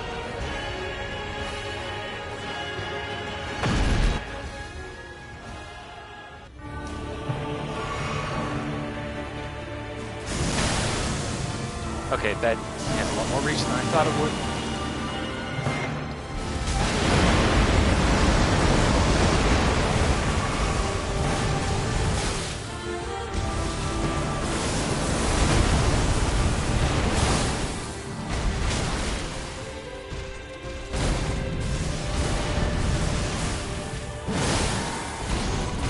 Ah, come on. I promise you, 1,000-year voyage guided by compassion. No, no, no, get out of my head.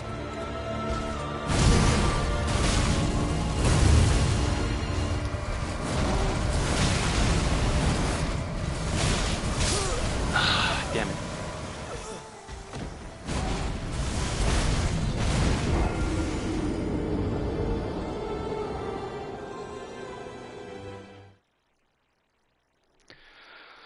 Okay.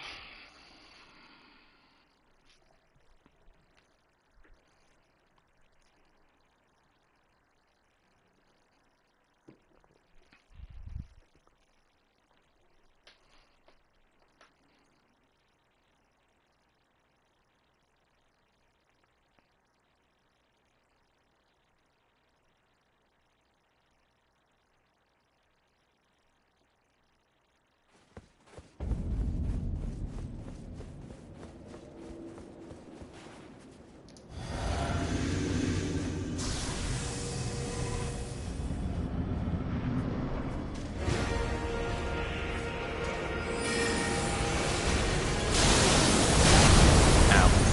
Did it too late.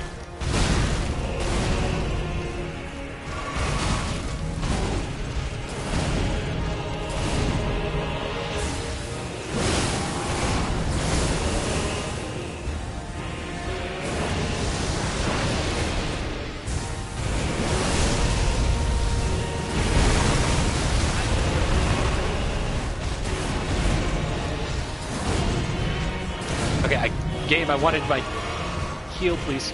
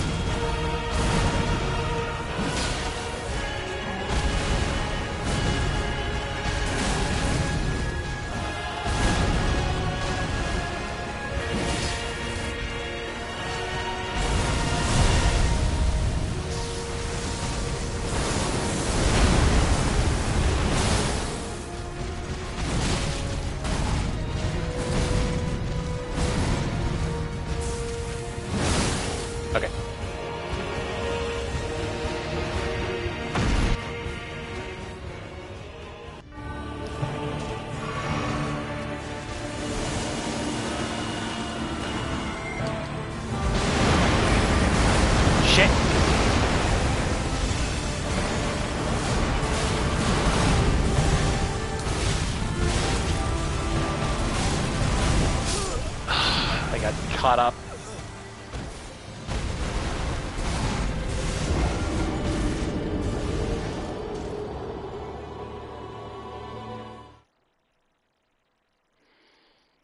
Oh, man.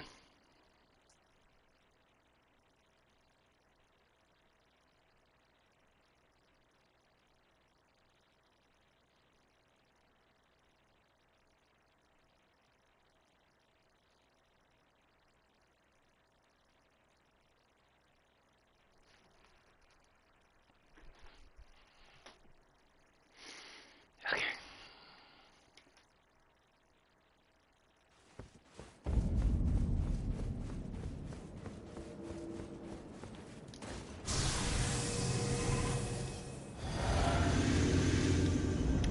No. No, I did not, Elena. Oh, fuck you.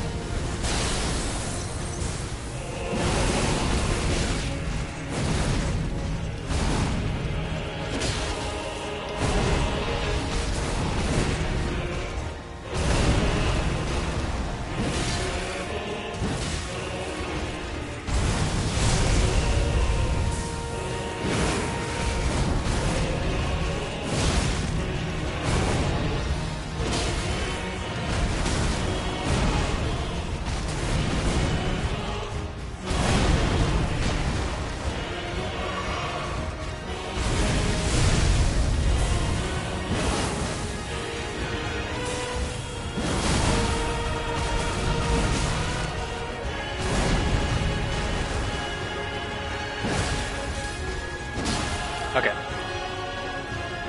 Next phase.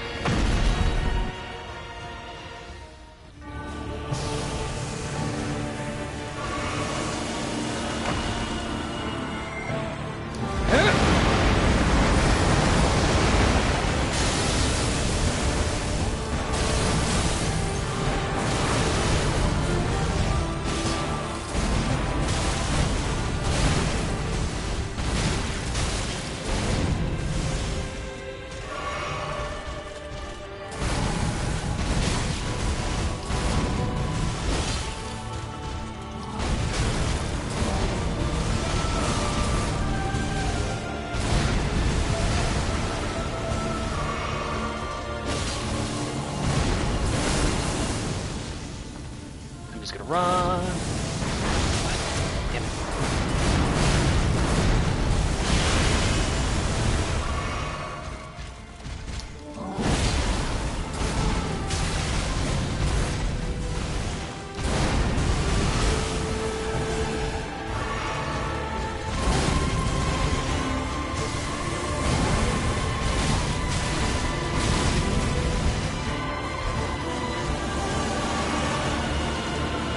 I'm just gonna take the nuke. Okay.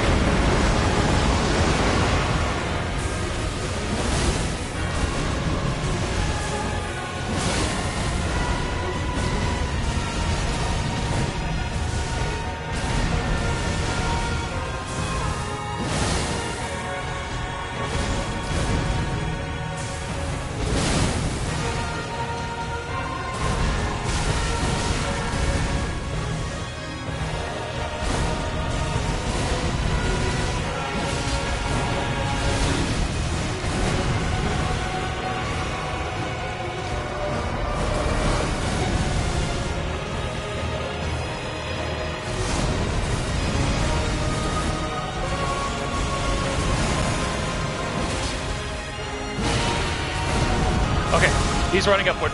Oh, we just gotta go this way.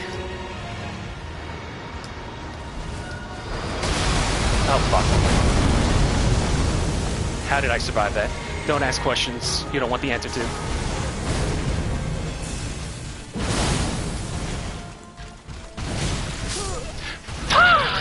I asked the question. Fuck. Well, there's the nuke that he does. Okay. Alright.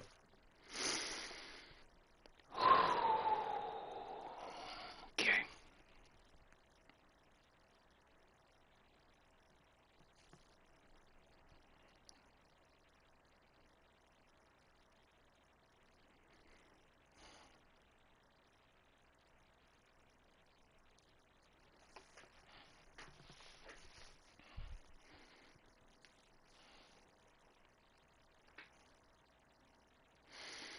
So close indeed. Why don't we go ahead and add just a little bit more armor.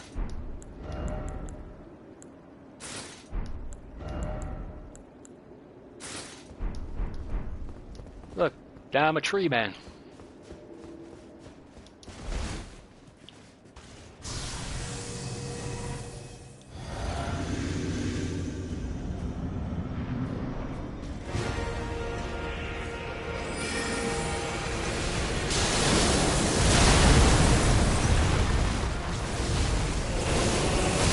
Okay.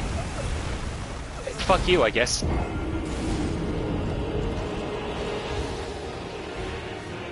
You know, usually you do that when you're really far away. I was only 2 feet in front of you.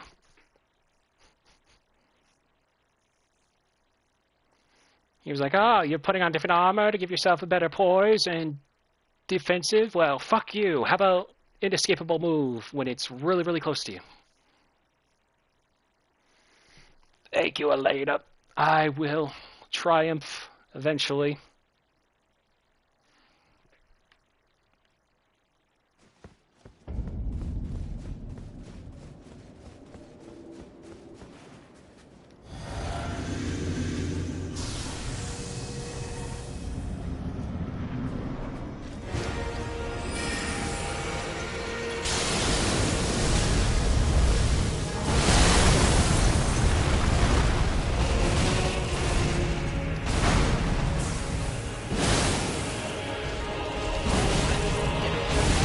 Okay. I don't know how I live, but I did.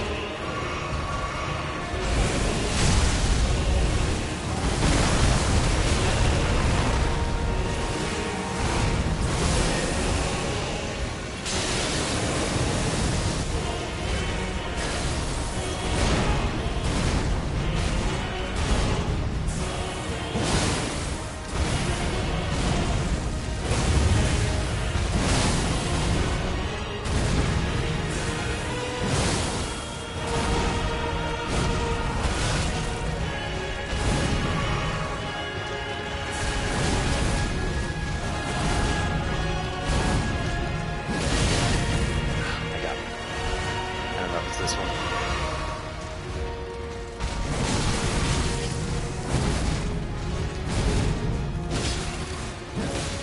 Okay.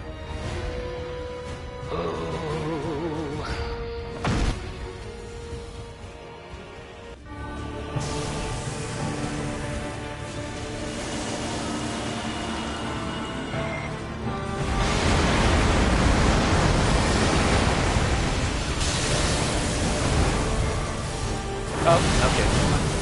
Alright, camera.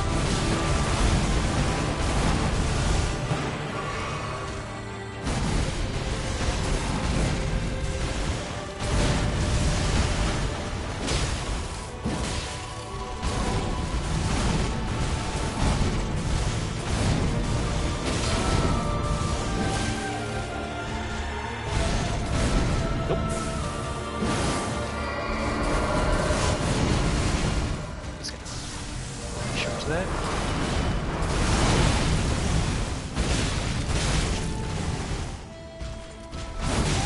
Ah, damn it, I'm dead.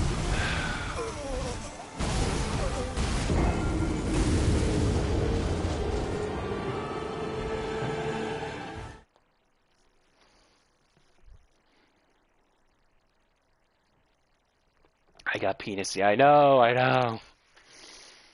Ugh.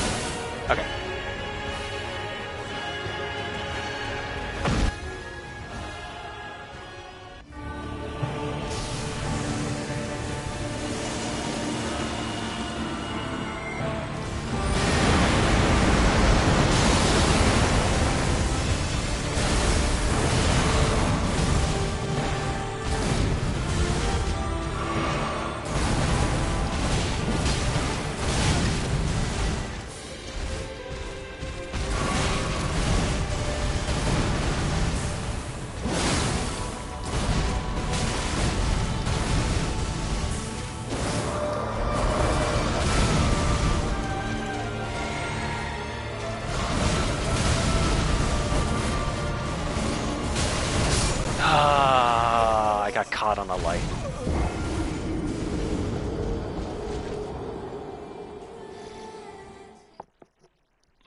Okay.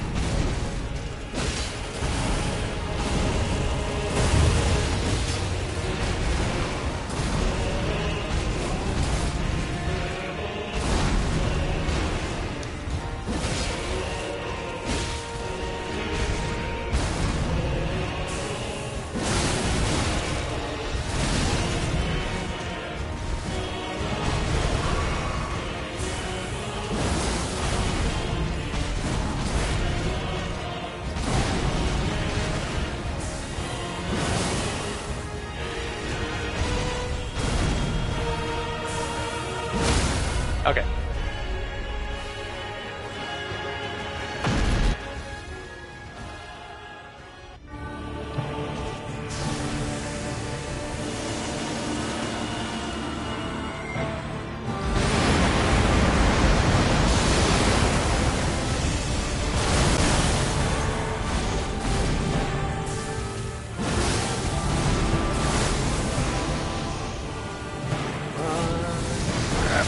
Ah, damn it.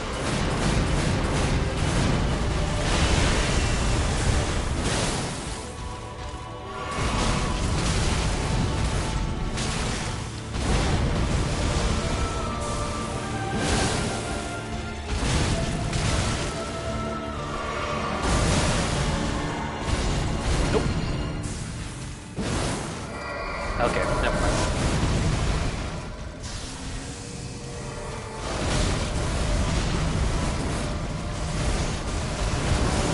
Okay.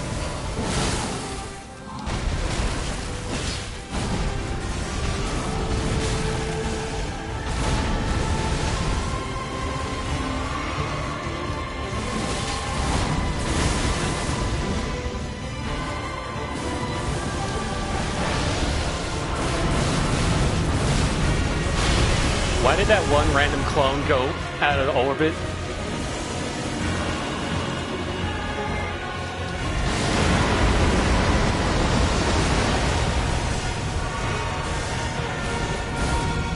I didn't mean to use the second one there.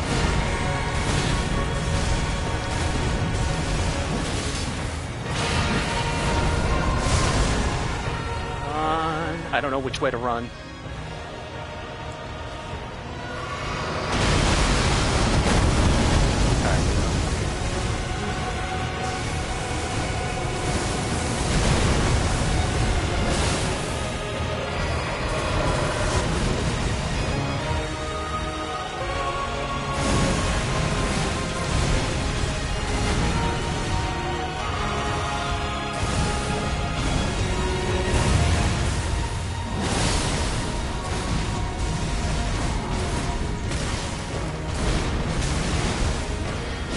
Yes, we did it! We did it! Oh my god, I can now say I beat Radon solo. Oh my god. God slain. Remembrance of a god and a lord. Okay. Oh. Okay. Oh. Oh.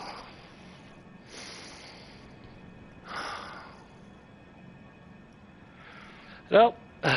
No, no, no. Not yet. Not yet. Okay. Oh my god. Here's the cutscene.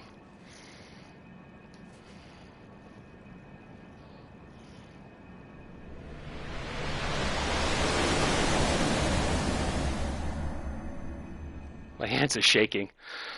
Okay. Oh, man. Lord brother.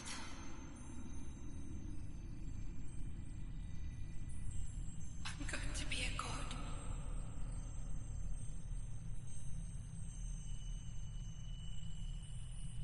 If we honor our part of the vow,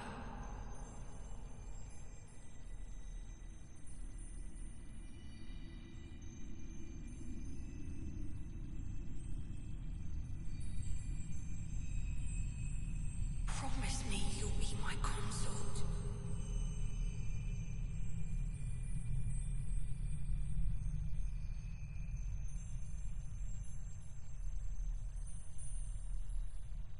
I'll make the world a gentler place.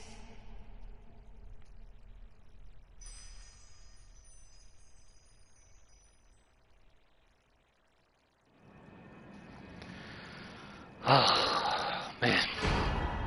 Circlet of light. Dude just has a huge crust on his bra. A little bit in the implication there, yeah. His whole... The whole plan there is Mikola realized what his mother did, Marika. The whole thing with the Shadow of the Erdtree, this whole land was just sunk into the land of Shadow because the Horn Scent, these people that we've fought a bunch of little shadow guys with horns on them, they all tortured Marika's people, the shamans or the Newmans, into the jars in the attempt to raise them to sainthood. So, via an eye for an eye, Marika sent Mesmer, the other son of hers, to basically genocide the whole area and plunge it into a fiery abyss.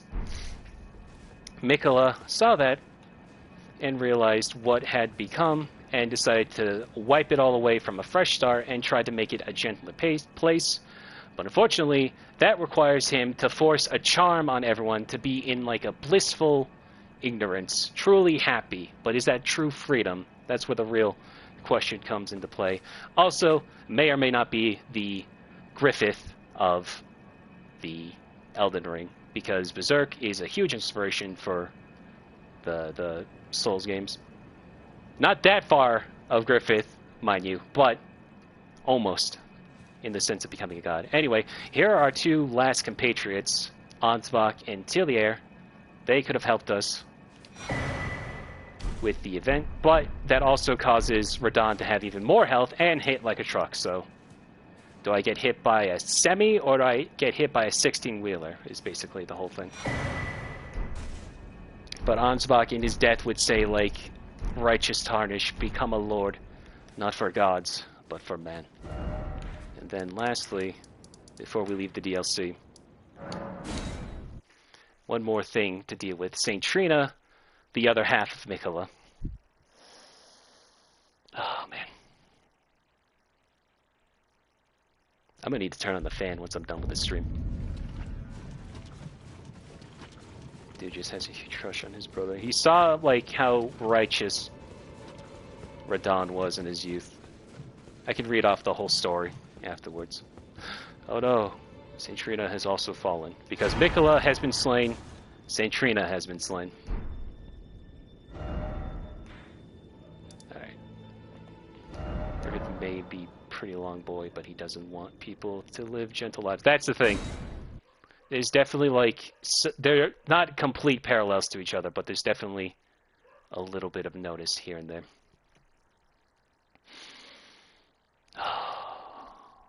Alright. Before we finish the base game, I'm just going to read off what we got from that, and then we will head to Farum Azula. Don't want to see it. Remembrance of a god and a lore. In their childhood, Mikola saw in Radahn a lord, his strength and his kindness that stood in stark contrast with their afflicted selves. And so Mikola made his heartfelt wish that Radahn would one day be his king consort. Great Sword of Radahn, Lord Edition. Great sword of black steel wielded by Radon in his youth, a pair of weapons decorated with a lion mane motif. These were in his possession immediately before his triumph over the stars. The swords of a lord who does not rely on physical strength and gravity alone. Unique skill, Promise Consort. Imbue the two great swords with the light of Mikola, then deliver a slashing attack accompanied by a column of light. Additional inputs allows up to 2 follow-up attacks. I don't know if it's that far, but it's definitely up for interpretation in that regard. And then the light edition says the same thing, but the difference being is the unique skill, Light Speed Slash, assume a luminous form and leap forward to deliver a downward slash at the speed of light. This attack will be followed up by an additional light attack, charged to increase power of the skill and number of follow-up attacks. Light of Mikola. The strength of Mikola upon his deficient return, wielded as an incantation, annihilates foes with a pillar of light. Mikola sought to accept all that was and would be, but found one that refused to be embraced. No wonder, as one god and one king consort is all the world needs. Yeah, you need 72 faith to drop a nuke. That doesn't really do that much power by comparison. This is where we learn also the truth here. So we got in main game Radon's red mane, but this is the young lion's helm. The gold helm worn by Radon in his younger years, proudly displaying his heroic red hair, it is fitting attire for a lion.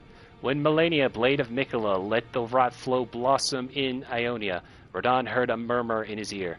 Mikola awaits thee, O promised consort. So, Melania, blade of Mikola, base game's toughest boss, also was in on Mikola's plan to change the world. So she basically nuked Caelid and Radon's body to set the plan into motion. And then the same thing says on his later. Okay.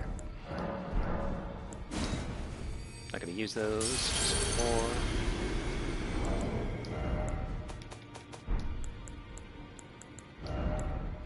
Then we're going to look at Ansbach's scythe. Here it is. Obsidian Lamina. Signature weapon of the Pure Blood Knight Ansbach. A viciously keen and slender scythe made for combat. The obsidian edge relics not upon trickery to fulfill his violent purposes. Only wielded, well-honed skill is required to rip and rend through foes, sowing blossoms of red upon the battlefield. I gotta do some work stuff and bounce, but this was cool. I've learned the lore. Alright. Fair enough, Elena. Thanks for stopping by to watch me deal with that for 2.5 hours. And now I'm about to probably swing the entire end of the maze game, but you have yourself a good night. Anyway.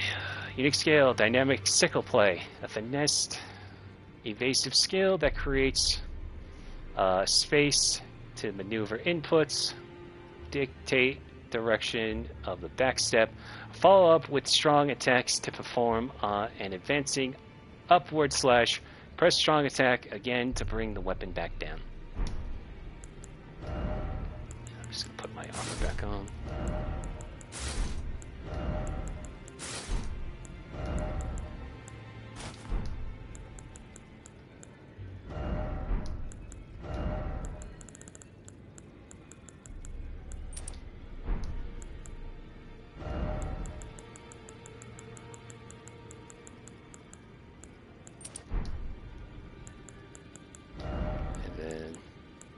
How goes the run? Hello, Rocky. Welcome to the stream. We just beat Consort Radon. I'm kind of cooling down just reading some of the items in the description before we go to the end game in Faru Mazula and then everything else. Anyway, Wise Man's Mask. The iron mask of Sir Ansbach, given the appearance of a quiet, wise old bearded man. But an old fear lurks beneath, together with the cold, unflinching discipline that once honed his blade, now employed to enhance blood oath and dynastic skills. Congrats, fellow Tonners. Thanks. I wanted to go in beating him by myself. I've only ever beaten him with either my summons or with Ansbach and Tailier. I wanted to try at least do it once by myself, and I can safely say it's still an uphill battle even with the extra help. And 80 sorcery, 80 intelligence does not break through it as much as I would hope. Anyway, Telier's mask, a mask upon which is carved a tranquil sleeping face. The silver hair is arranged in the same style of St. Trina's, increasing arcane. Just once, Telier was granted the sweet repose of velvety sleep. The remainder of his days would be spent attempting to recapture it. He was cursed to a high he could never find. Also, excuse my dog's background. Something has just gone by. They're barking. Here it is. Telier's hidden needle. Concealed weapon used by Telier of a design generally favored by poison wielders for dark and subtle purposes. Like Citrina, who blossom in the deep purple garden, a rich poison is secreted from within, which sends its victims into an eternal sleep. Unique skill, Sleep Evermore. Pierces the enemy deeply with a poison-coated needle that delivers eternal sleep. If the follow-up strike lands upon a foe who is already in a state of slumber or eternal sleep, it will deal significant damage. Have you ever tried to co-op a boss? Their DPS and HP increases can be challenging. Yes, I have. I used to... I don't have online right now, but I would used to just, for the sake of just farming runes, but then you remember, oh wait, Melania is still really tough. I would try to do co-oping with Melania at times, and it's not easy, which is why also I didn't bring in Ansbach or Telier, because it's one of those things where it's like, alright, do I get hit by a fully 16-wheeler truck full of cargo, or do I get hit by a truck without cargo? There's no in between. Anyway, trying to remember where Telier's armor is. It's a bit lower, I think. Here it is. Telier's garb. Dark attire of those who wield poison in secret. The silver hair is arranged in the same style as Centrina's, increasing arcane. Additionally, countless needles are sewn onto the exterior, apparently for a talismanic effect. Empty, lesser of two evil. Yeah, exactly.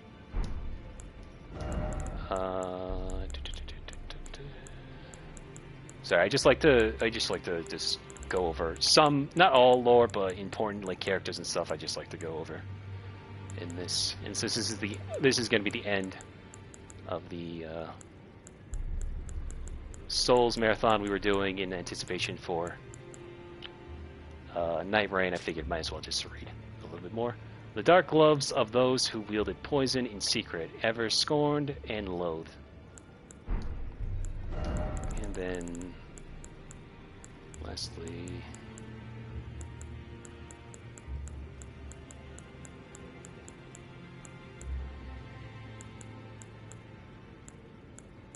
Telier's trousers. Dark trousers of those who wield poison in secret, ever loathed. Okay, yeah. It's all good. I read it a couple times. 100% I feel you. Yeah. I also just needed, like, a breather. I've been at him for 2.5 hours. One boss. And there have been a handful also. Like, Rolana took forever to beat, but I just needed a minute to cool down. Alright. Let me go tell our dear friend Sir Gideon the news. Bro, I found Mekhala. I have no idea. You. What is it?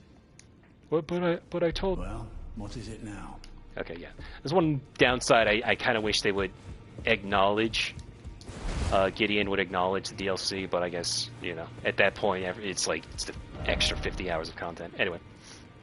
What weapon did you use? Darkmoon Greatsword? Yes. I was doing a combo of using the Darkmoon Greatsword and then Rolana's... Or not Rolana's. Renala's Full Moon to add extra magic damage. Oh, snap.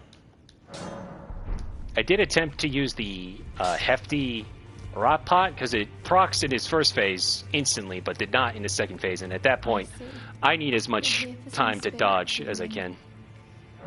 Oh yeah, no, I've come to realize this is a very strong weapon, especially once you're at 80 intelligence. All right, enough dilly-dallying.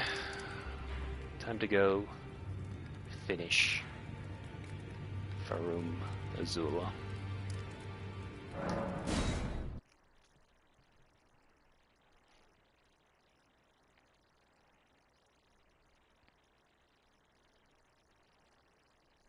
What time is it now? It's almost 11:30. All right.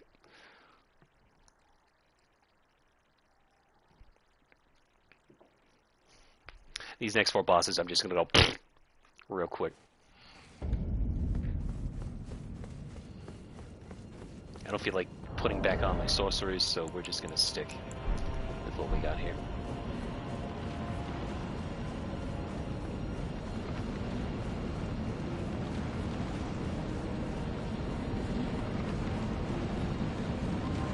You on PSN or PC? I am on PlayStation.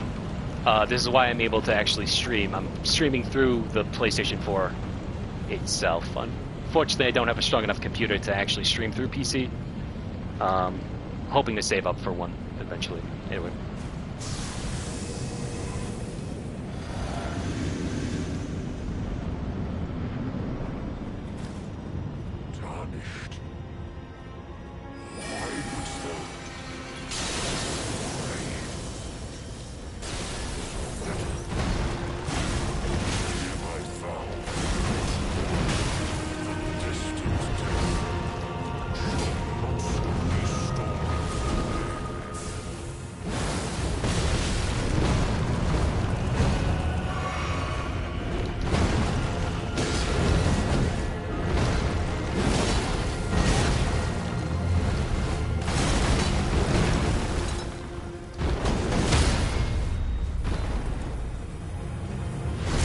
Stab.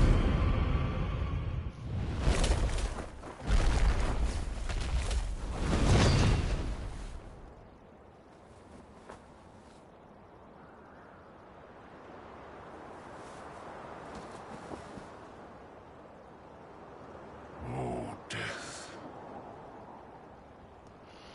Become my blade once more. Thank you.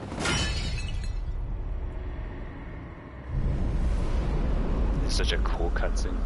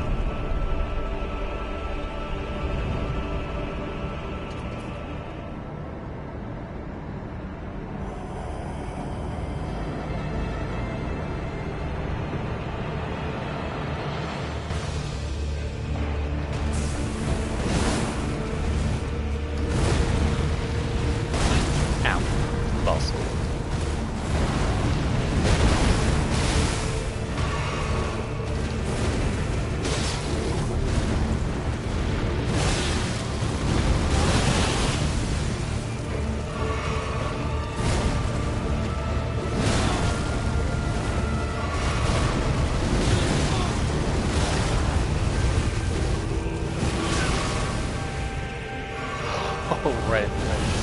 Next second there. Ah, damn it.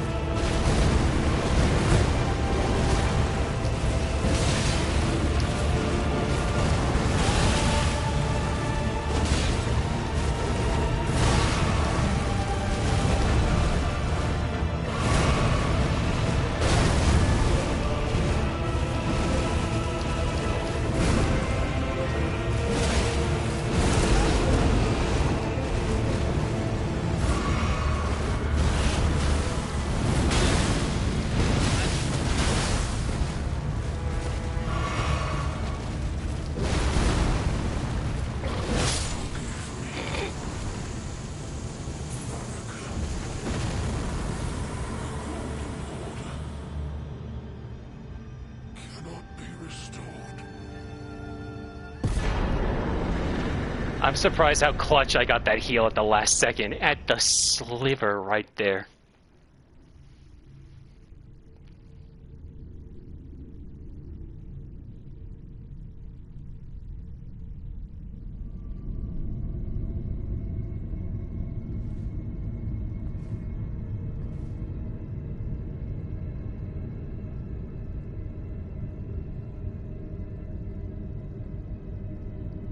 What a funny looking PNG here. What if I just touch it real quick?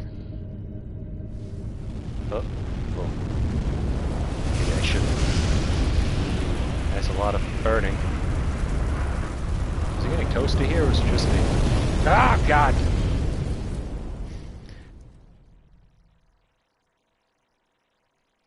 The rune of death is unbound.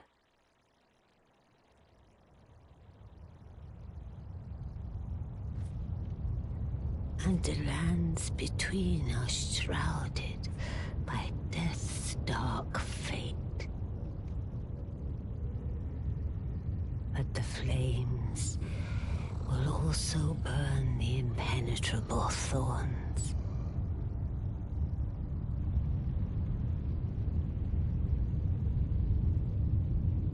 Farewell it is then.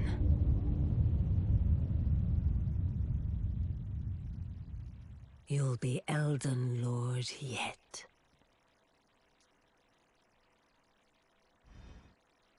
Terra Magica will boost that sword. Yeah. The only one problem is I like to jump around a lot, so it's kind of hard to stay in one spot, and so does Malekith, so usually I go for like full offensive as I can, with a few supportive items here and here depending on it. Flame Grant Me Strength is disgustingly powerful. I went through Radagon with a power stancing curved swords with flame art affinity and Flame Grant Me Strength and the fire mix. I shredded through him like he's toilet paper. It's nuts. Yeah, also, I appreciate the laugh emoji. I try to add a little humor whenever I see a cutscene I've seen 50,000 times. Oh, God, my head.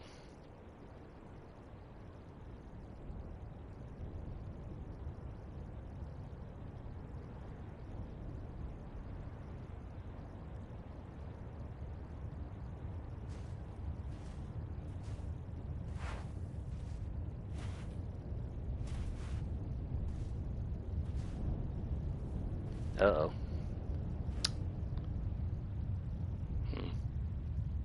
Who's gonna clean up all this ash? Lindell. Ashen Capital. I really do like the fact that the tree itself just stays burning. And you can just see it all over the place. It's wild.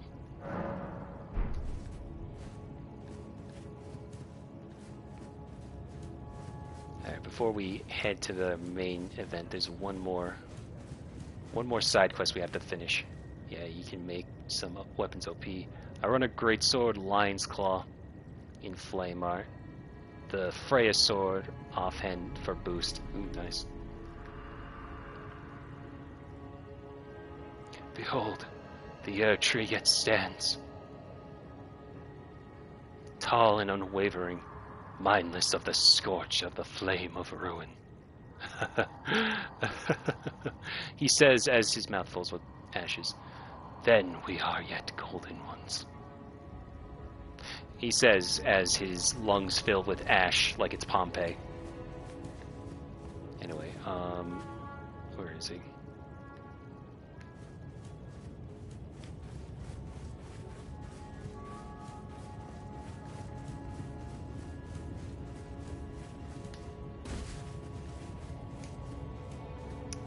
Remember where he is. 7800 DP, one hit after buffs. Damn.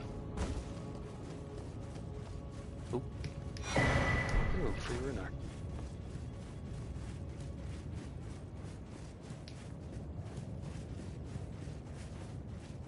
Where are you? You couldn't have gone far. Oh, here he is. Hey, Corn. How you doing, bud? Oh, it's you.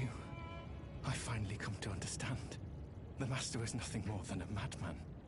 Enchanted by a vain and ruinous delusion, he rejected the perfection of the Golden Order, seeking to supplant our glorious faith with his own. Could there be a more pitiable comedy? Look at it. The culmination of perfection, burning before our very eyes.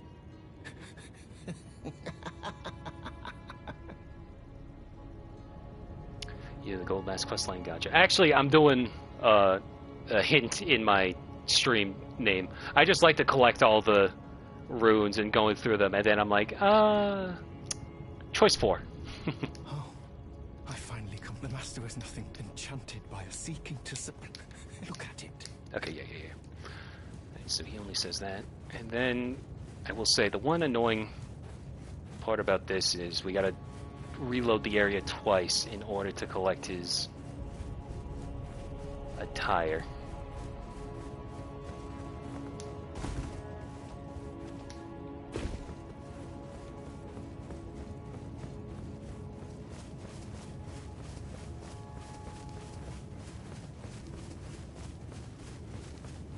There he is. Mending Rune of Perfect Order. Okay, and then we gotta refresh the area. Oh, hang on, just gotta make sure I remember. There it is. I would think it would be cool if, obviously, it makes sense why it doesn't because it's a picture, but I think it would have been cool if you open the map and the thing you just see is like half of it burnt off because of excuse me, sorry, of the tree burning. It was like, oh, a little bit of a jump scare there.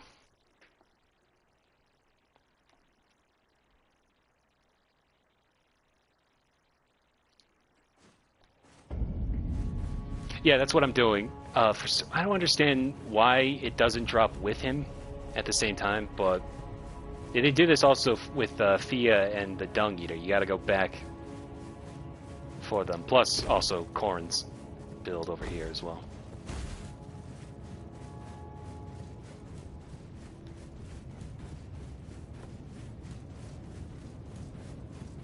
Because like every other character will drop his stuff.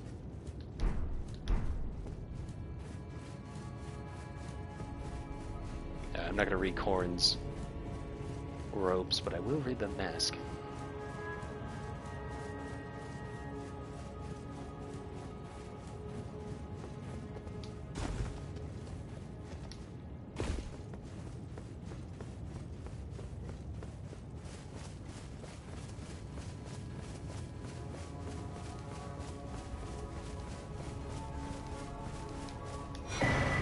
Gold mask rags, gold bracelets, gold waist strap. Why don't we get the mask? I always forget. Whatever.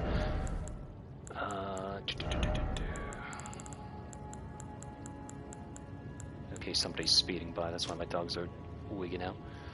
Gold mask rags. Worn rags that just barely cover the body. Lord Gold Mask felt no draw to the vain excesses of clothing. What use is finery to one who seeks great brilliance? Mask is on the bridge. Oh, is it? Oh, okay. Is it? This bridge or somewhere else?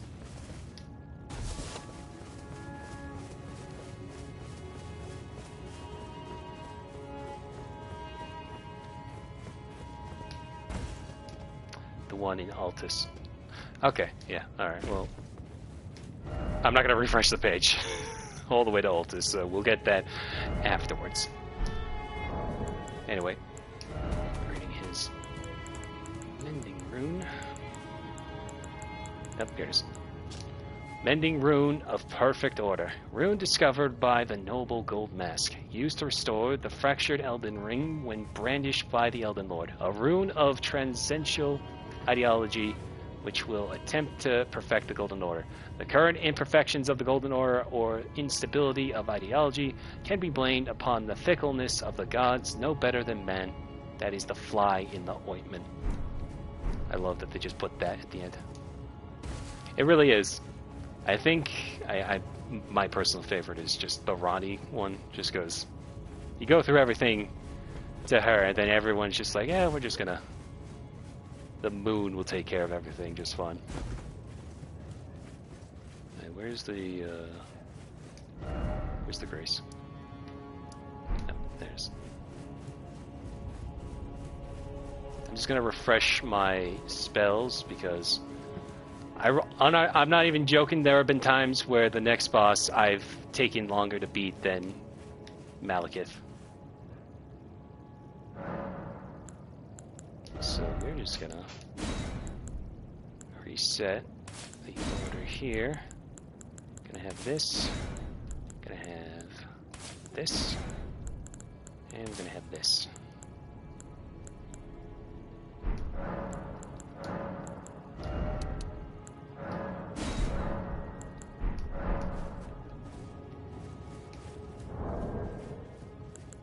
Oh, I know, he's easy, but those comets he throws will just randomly catch me off guard.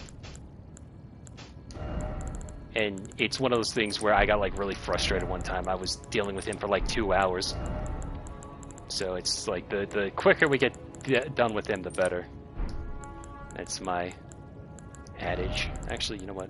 Probably just gonna go full sorcery dealing with him, so let's just use both of those.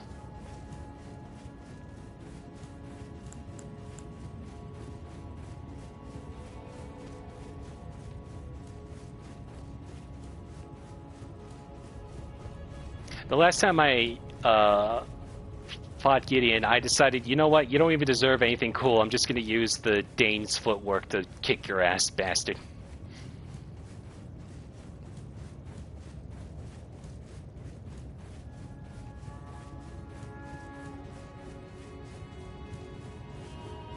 Oh yeah, no, I know.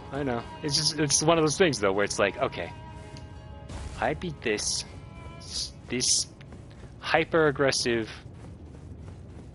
dog of death in one try, but this geriatric who's done nothing but read scrolls like a nerd is what's causing me all this trouble. Okay, that's fine. That's it.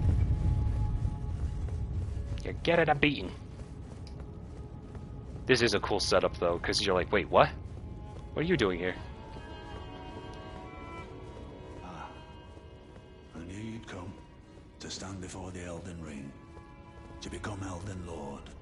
What a sad state of affairs. I commend your spirit, but alas, none shall take the throne.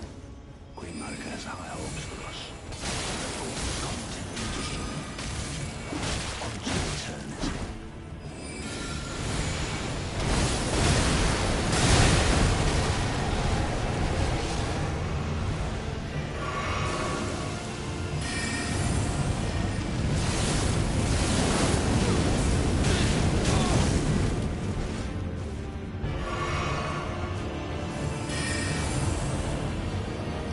Yeah, don't you feel bad now, huh?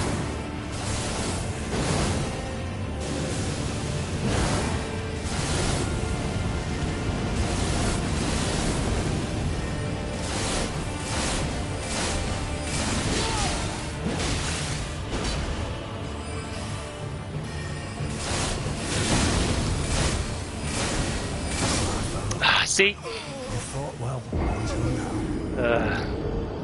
Also, I should have leveled up. I just realized I still have those 600,000 runes. Okay. I forgot that his staff... I always was weirded out by the fact that his staff isn't a staff, it's a hammer. And he just uses a random glintstone staff.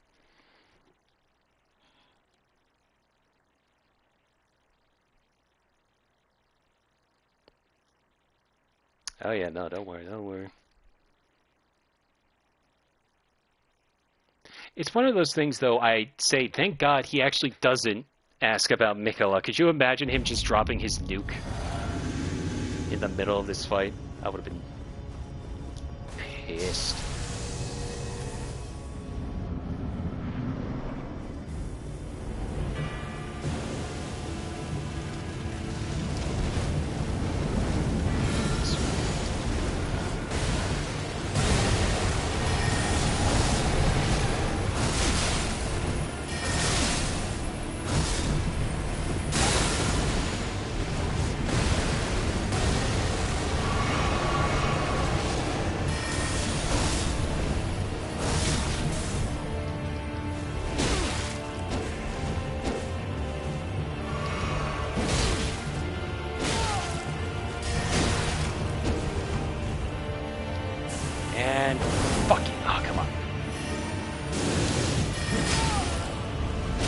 Get out of here.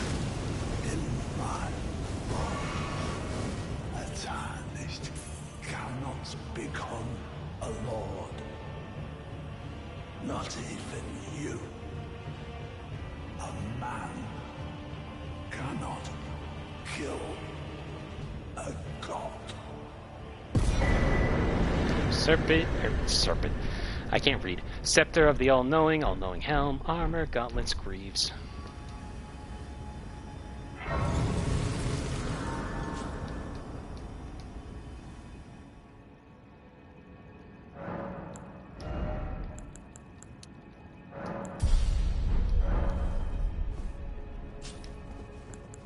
Okay. Hot swap gold scarab there if you're farming for runes too. I just like to throw out the what's it called? The little I know the pickle foot, but also the little nugget you get from the Elden Ring, just the DLC, just to add a little bit of extra. I'm not really thirsting for farms, obviously, because I'm at 50 health, 40 everything, and then 80 intelligence. I'm not really looking for them, but just out of habit, I just like to use them usually for the remembrance bosses, because they usually give a lot of runes.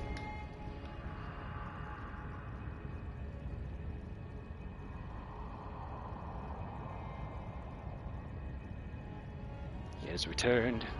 Sorry, let me read that again. I was sidetracked. He is returned.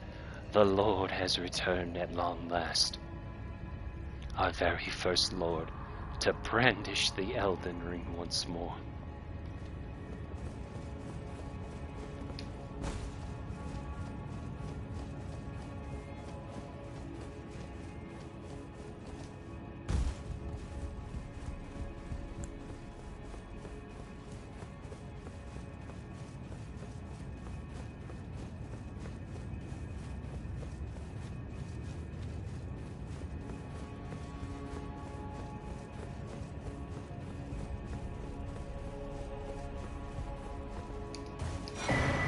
Erdtree heal.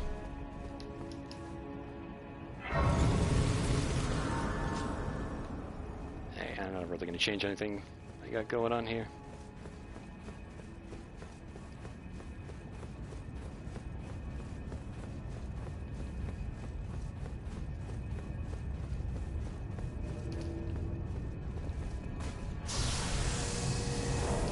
Actually, I just realized.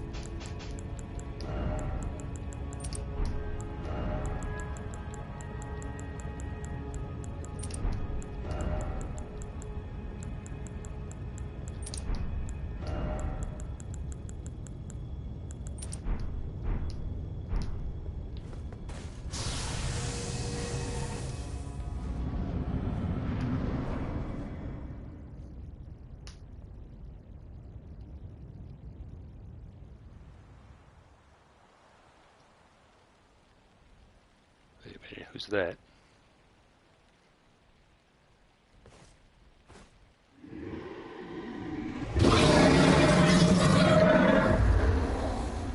It's been a long while, Morgoth. He's got huge hands, I just realized.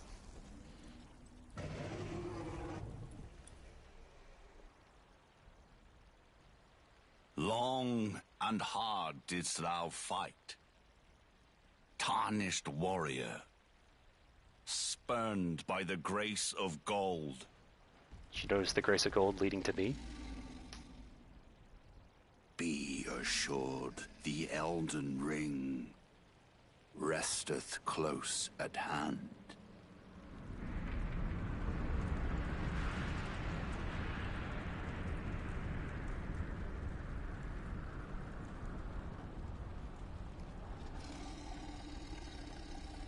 Alas, I am returned.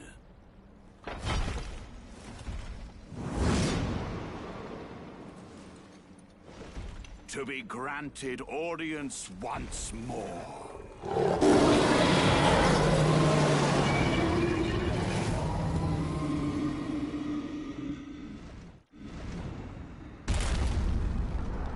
upon my name as Godfrey, the first Elden Lord.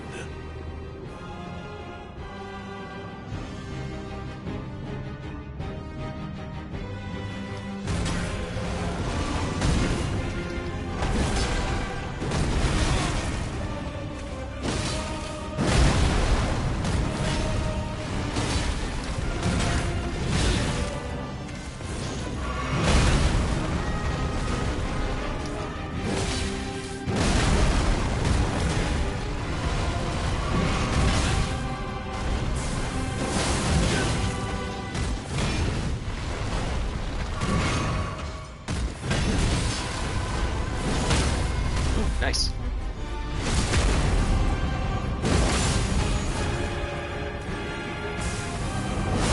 Yeah, shut up.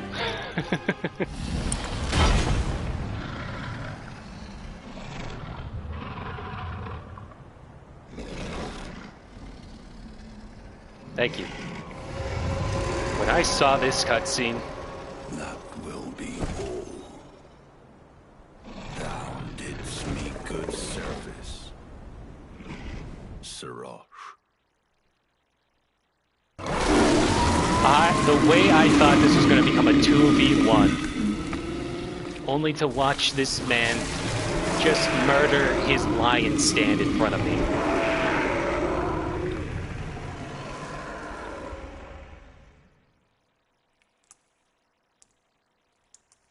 Or I should say lion inhibitor.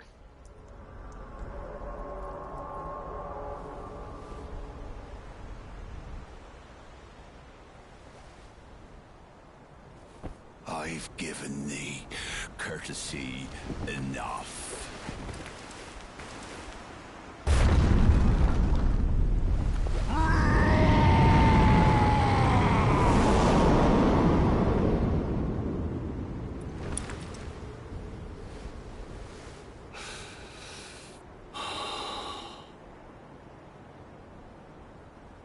Now I fight as Horalu.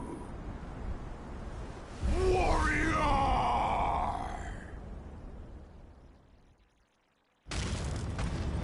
Oh god. Oh.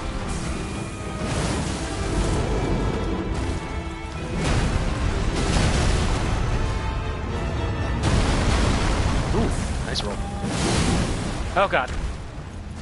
Oh Jesus! That still hurts.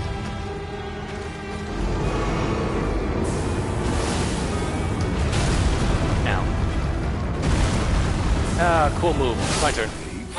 Tarnished. Thy strength, insane crown. Not me walking away from him. Remembrance of Horalu.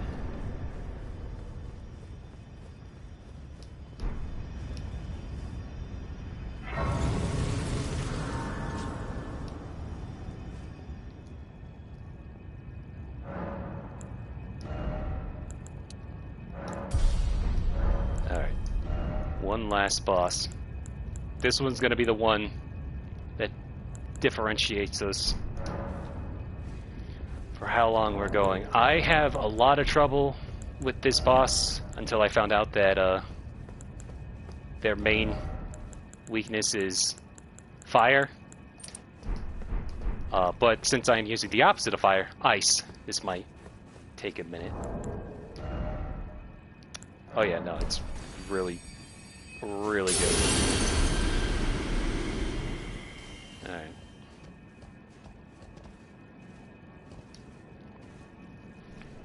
I'm just gonna go right for it. Let's go.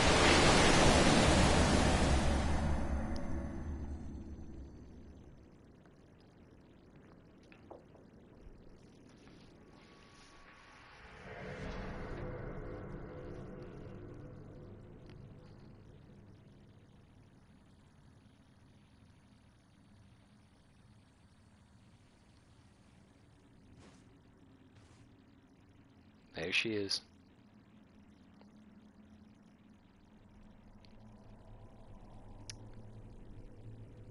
Am I to assume that that red spear is the curse Mesmer left on her at this point. I don't know. Oh.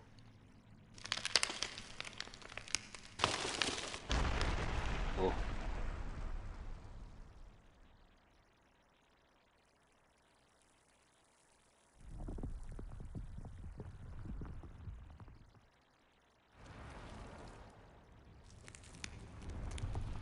Oh.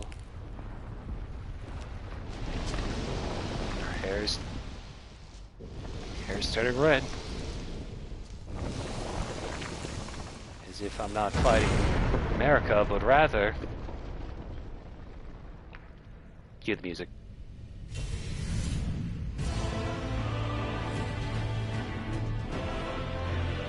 Radigan of the Golden Order.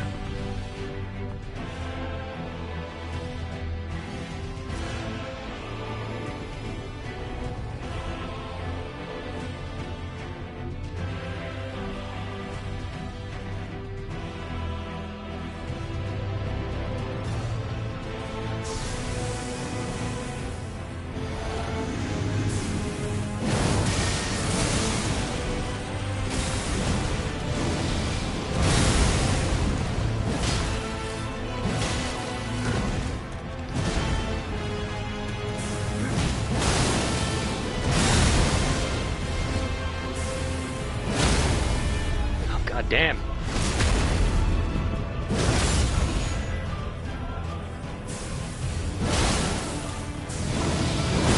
Okay, never mind. We're good. Okay, sorcery. Not a joke.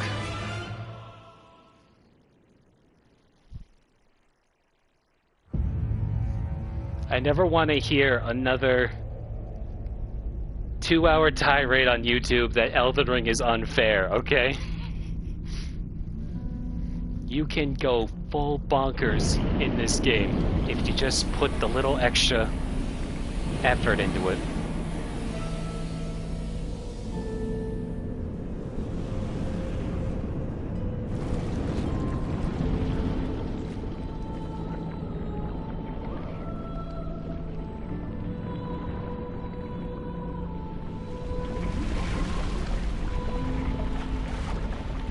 Dude, when I realized that Radagon became the sword, I was like, oh, that's cursed.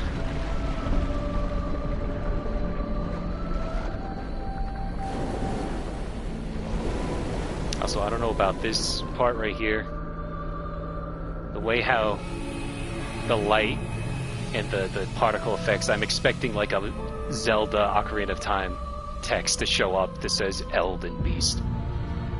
The Greater Wills monster, something. I don't know. I'm just saying stuff.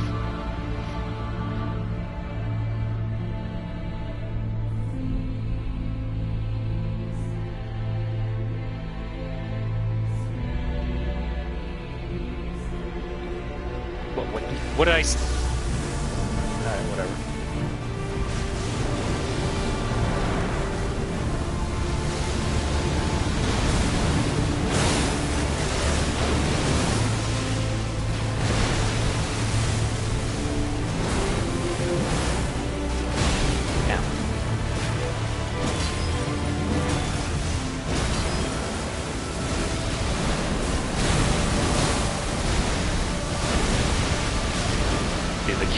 Good camera there.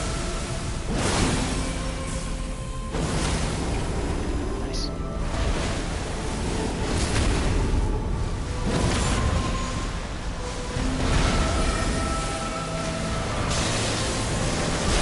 Ooh, managed to hit him just in time. Nice.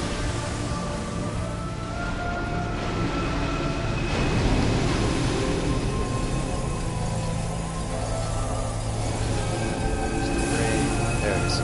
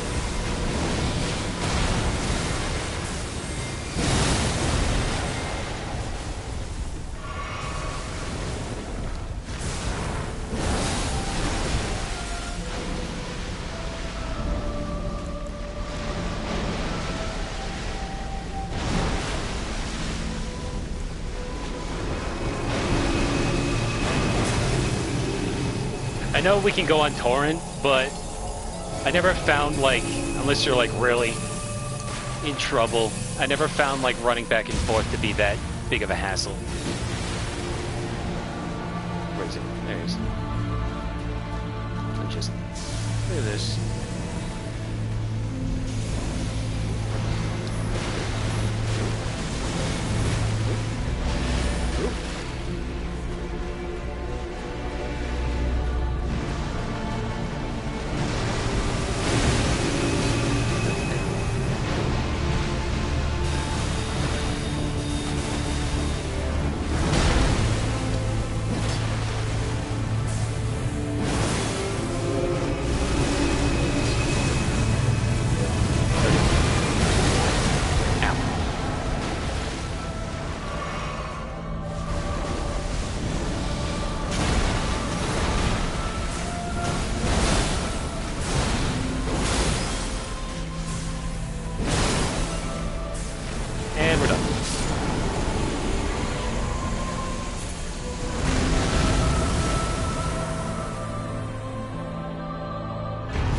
Godslain, Elden Remembrance.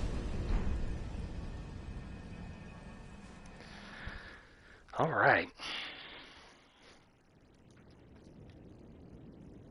It really is fun, because I was saying earlier, because it took me 2.5 hours to beat Consort Radahn, but I just swept through these 4, with the one speed bump being the one death on Gideon.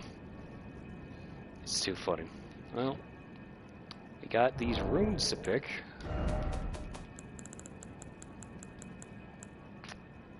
Do we pick the Mending Rune of Perfect Order? The Mending Rune of the Death Prince? Or the Mending Rune of the Fell Curse? A, B, or C? I picked D.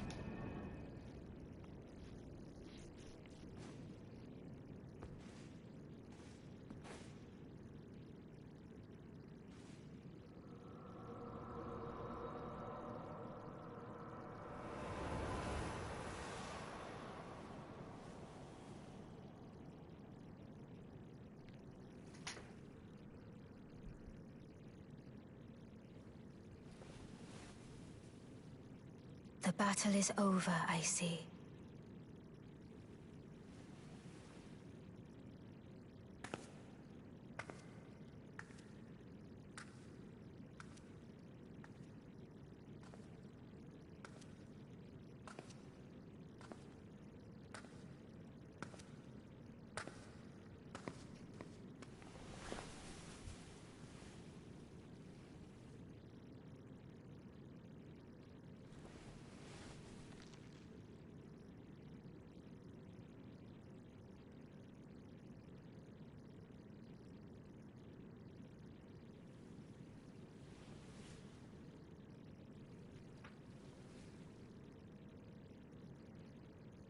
I do solemnly swear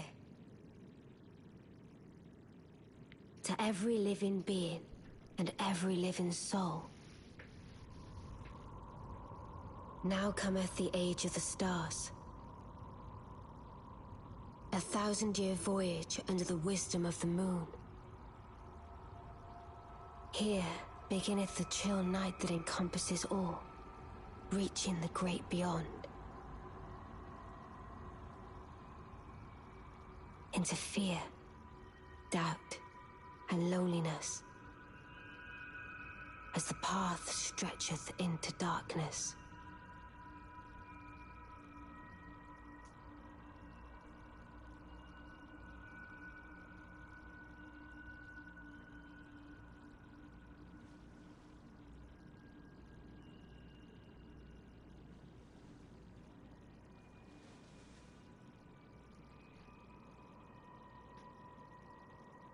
Well then, shall we?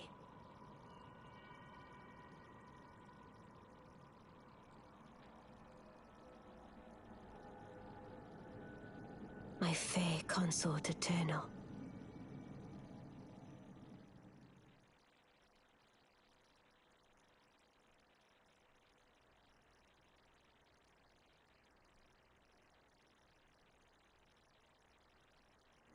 And that is another finished run of Elden Ring. I never get tired of this game. Oh my god.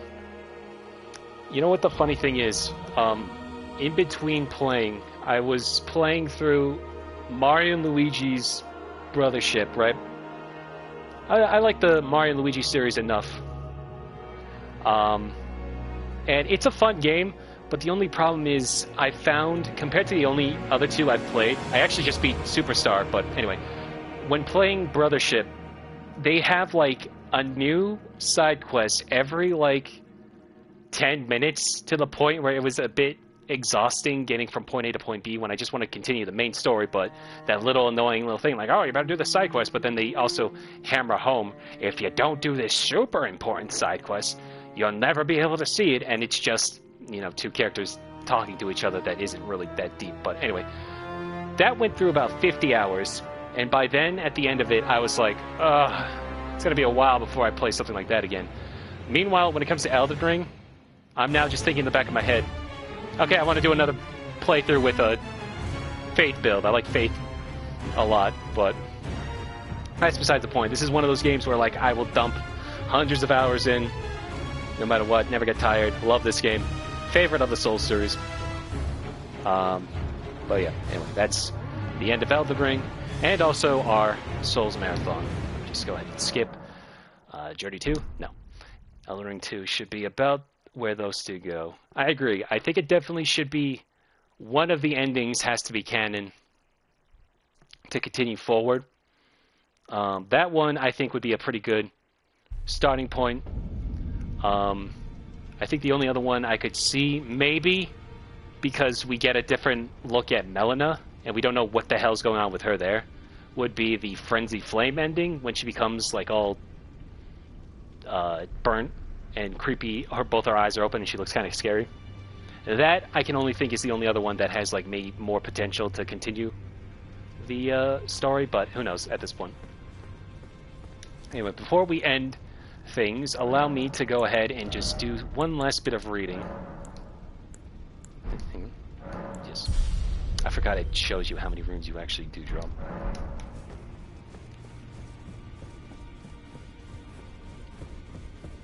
Oh, and yeah, before I used dead. Actually, wait, hang on, I forgot. There's only 2 more characters that are left that we can talk to now. I see.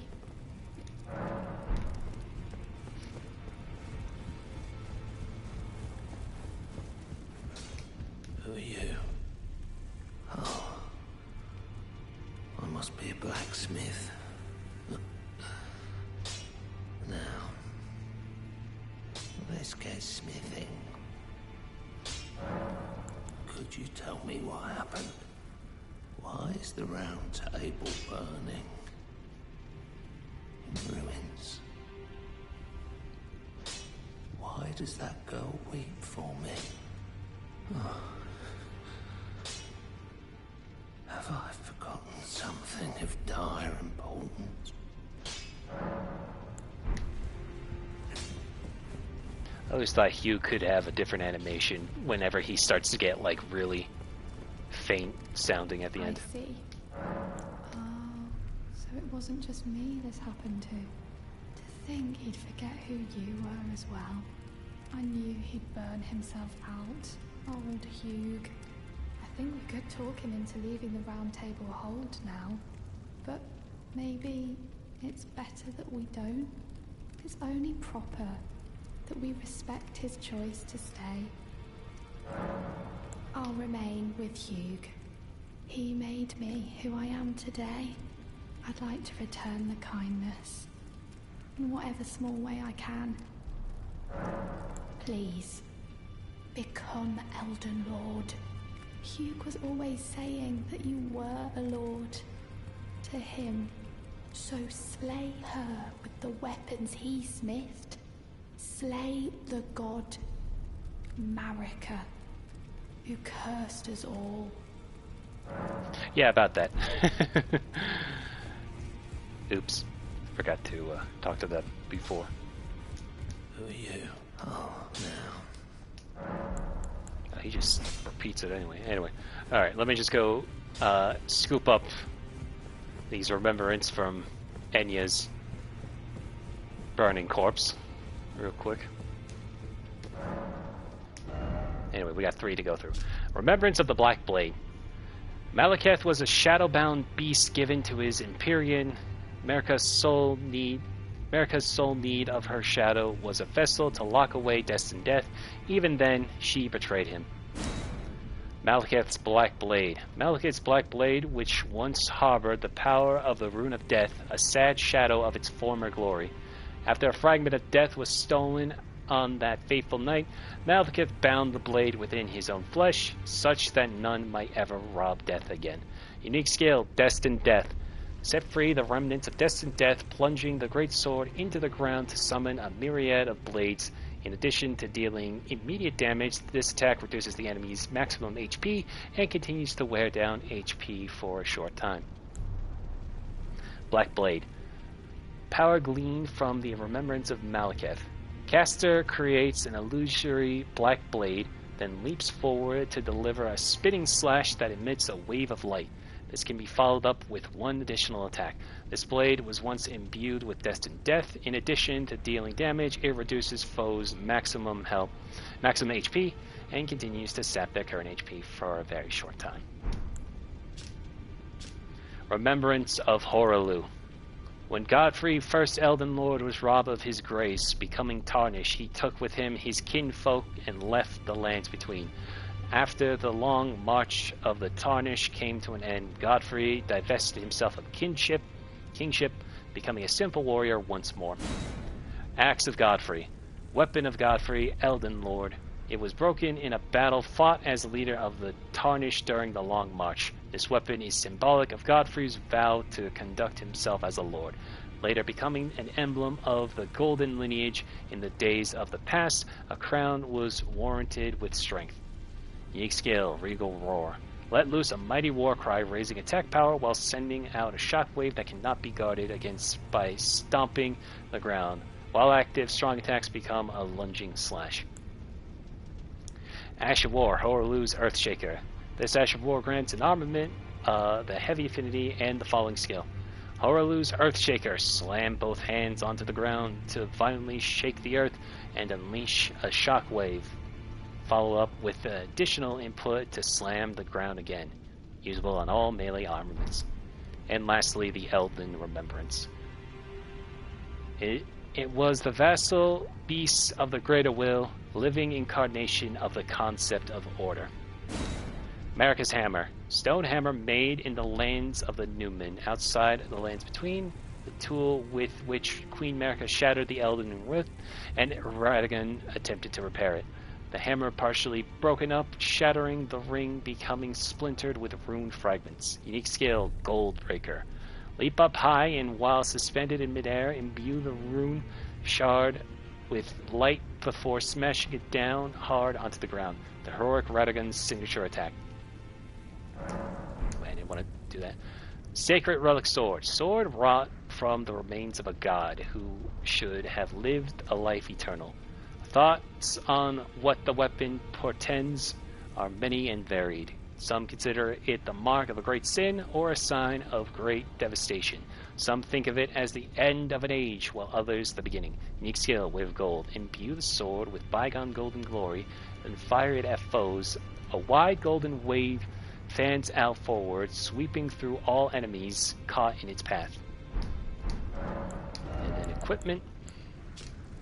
Elden Lord Crown. Crown of Godfrey, the first Elden Lord. The age of the Erdtree began amongst conflict when Godfrey was lord of the battlefield. He led the war against the giants, faced the Storm Lord alone, and then there came a moment when his last worthy enemy fell, and it was then the story is told that the hue of Lord Godfrey's eyes faded. Elden Lord, the age of the eyes faded. Faded. Yeah, faded. Okay, and then Malekith's Helm. Beast helm made of black iron and decorated with gold, worn by Malekith the Black Blade. Malekith, Queen Marika's loyal half-brother, bore a blade imbued with destined death, and there was not one demigod who did not fear him. Champions knew what was at stake. Indeed, that is what made them champions. Yeah, same there. And then there. Okay. And then last, there's one thing we can look at. All-knowing helm. Helm set with countless eyes and ears. This is when I realized this funny little helmet with a beard is not a beard. Those are ears. And I can never look at it the same way. Excuse me, heavens. Helm set with countless eyes and ears, worn by Gideon Ofnir, the All-Knowing. Knowledge begins with the recognition of one's ignorance, the realization that the search for knowing is unending, but when Gideon glimpsed into the will of Queen Marika, he shuddered in fear. At the end, that should not be.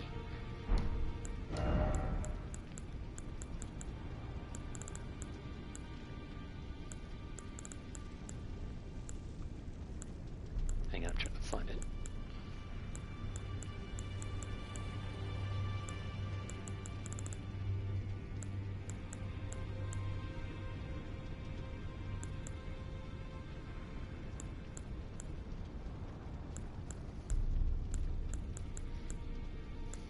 I like immediately can remember every armor set. Hang on.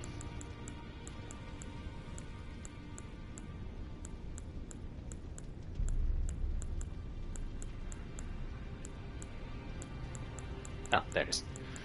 All-knowing armor. Armor set. Yeah, okay, it's just gonna say the same thing.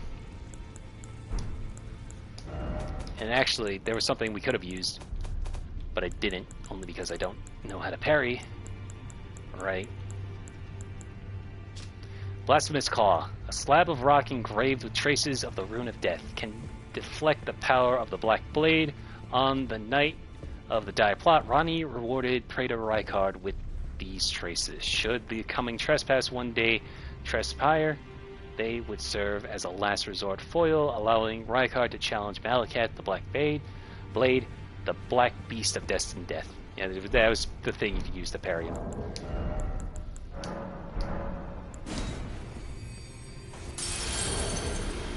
I doubt I'm going to actually have enough to level up.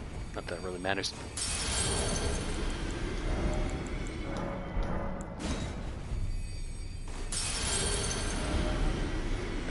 And I just want to read the gold mask, and then we'll wrap up.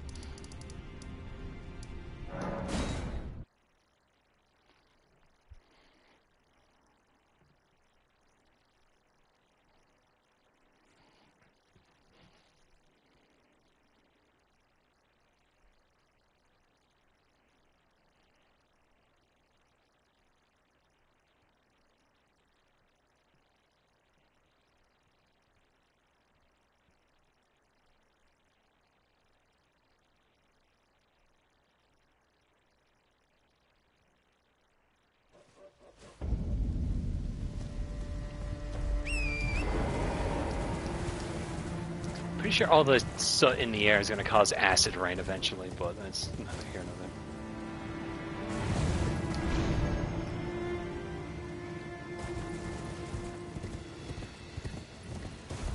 Is it not here?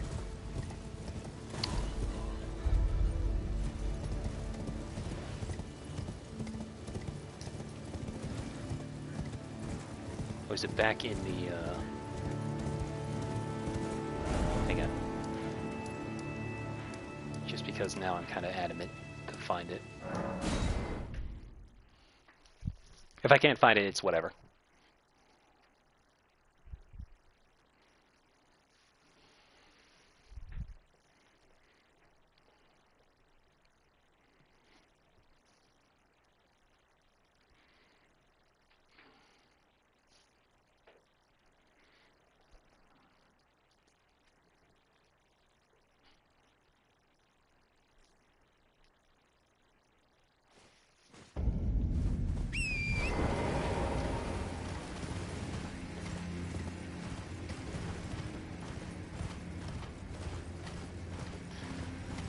Forever seeing my dirty work in the background. It's fine.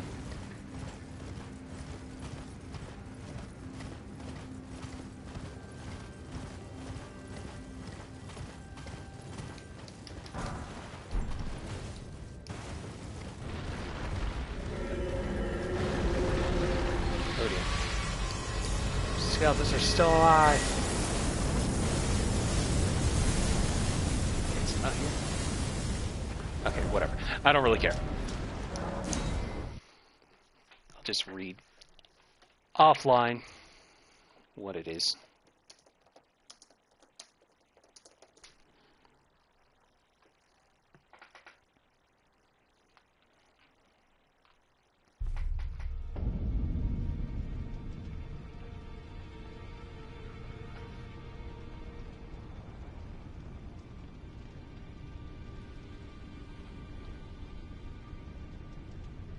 Ready gold mask. A mask designed to resemble a blazing golden halo, created and left behind by Lord Goldmask, a staunch pursuer of the Golden Order fundamentalism.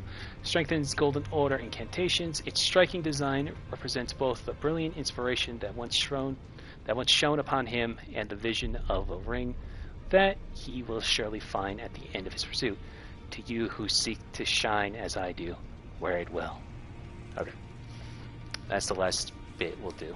Anyway, my dogs are barking, so I'm just going to wrap this up to go quiet them down.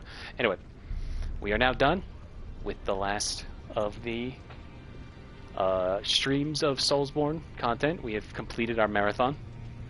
But we still have 2 weeks to go until Night Rain. So, I've decided in those 2 weeks, I kind of wanted to do this anyway, but I will be streaming Armored Core 6 again, and we will be trying to platinuming it. I don't know if we'll platinum them in the 2 weeks we have, but I figured might as well just try to,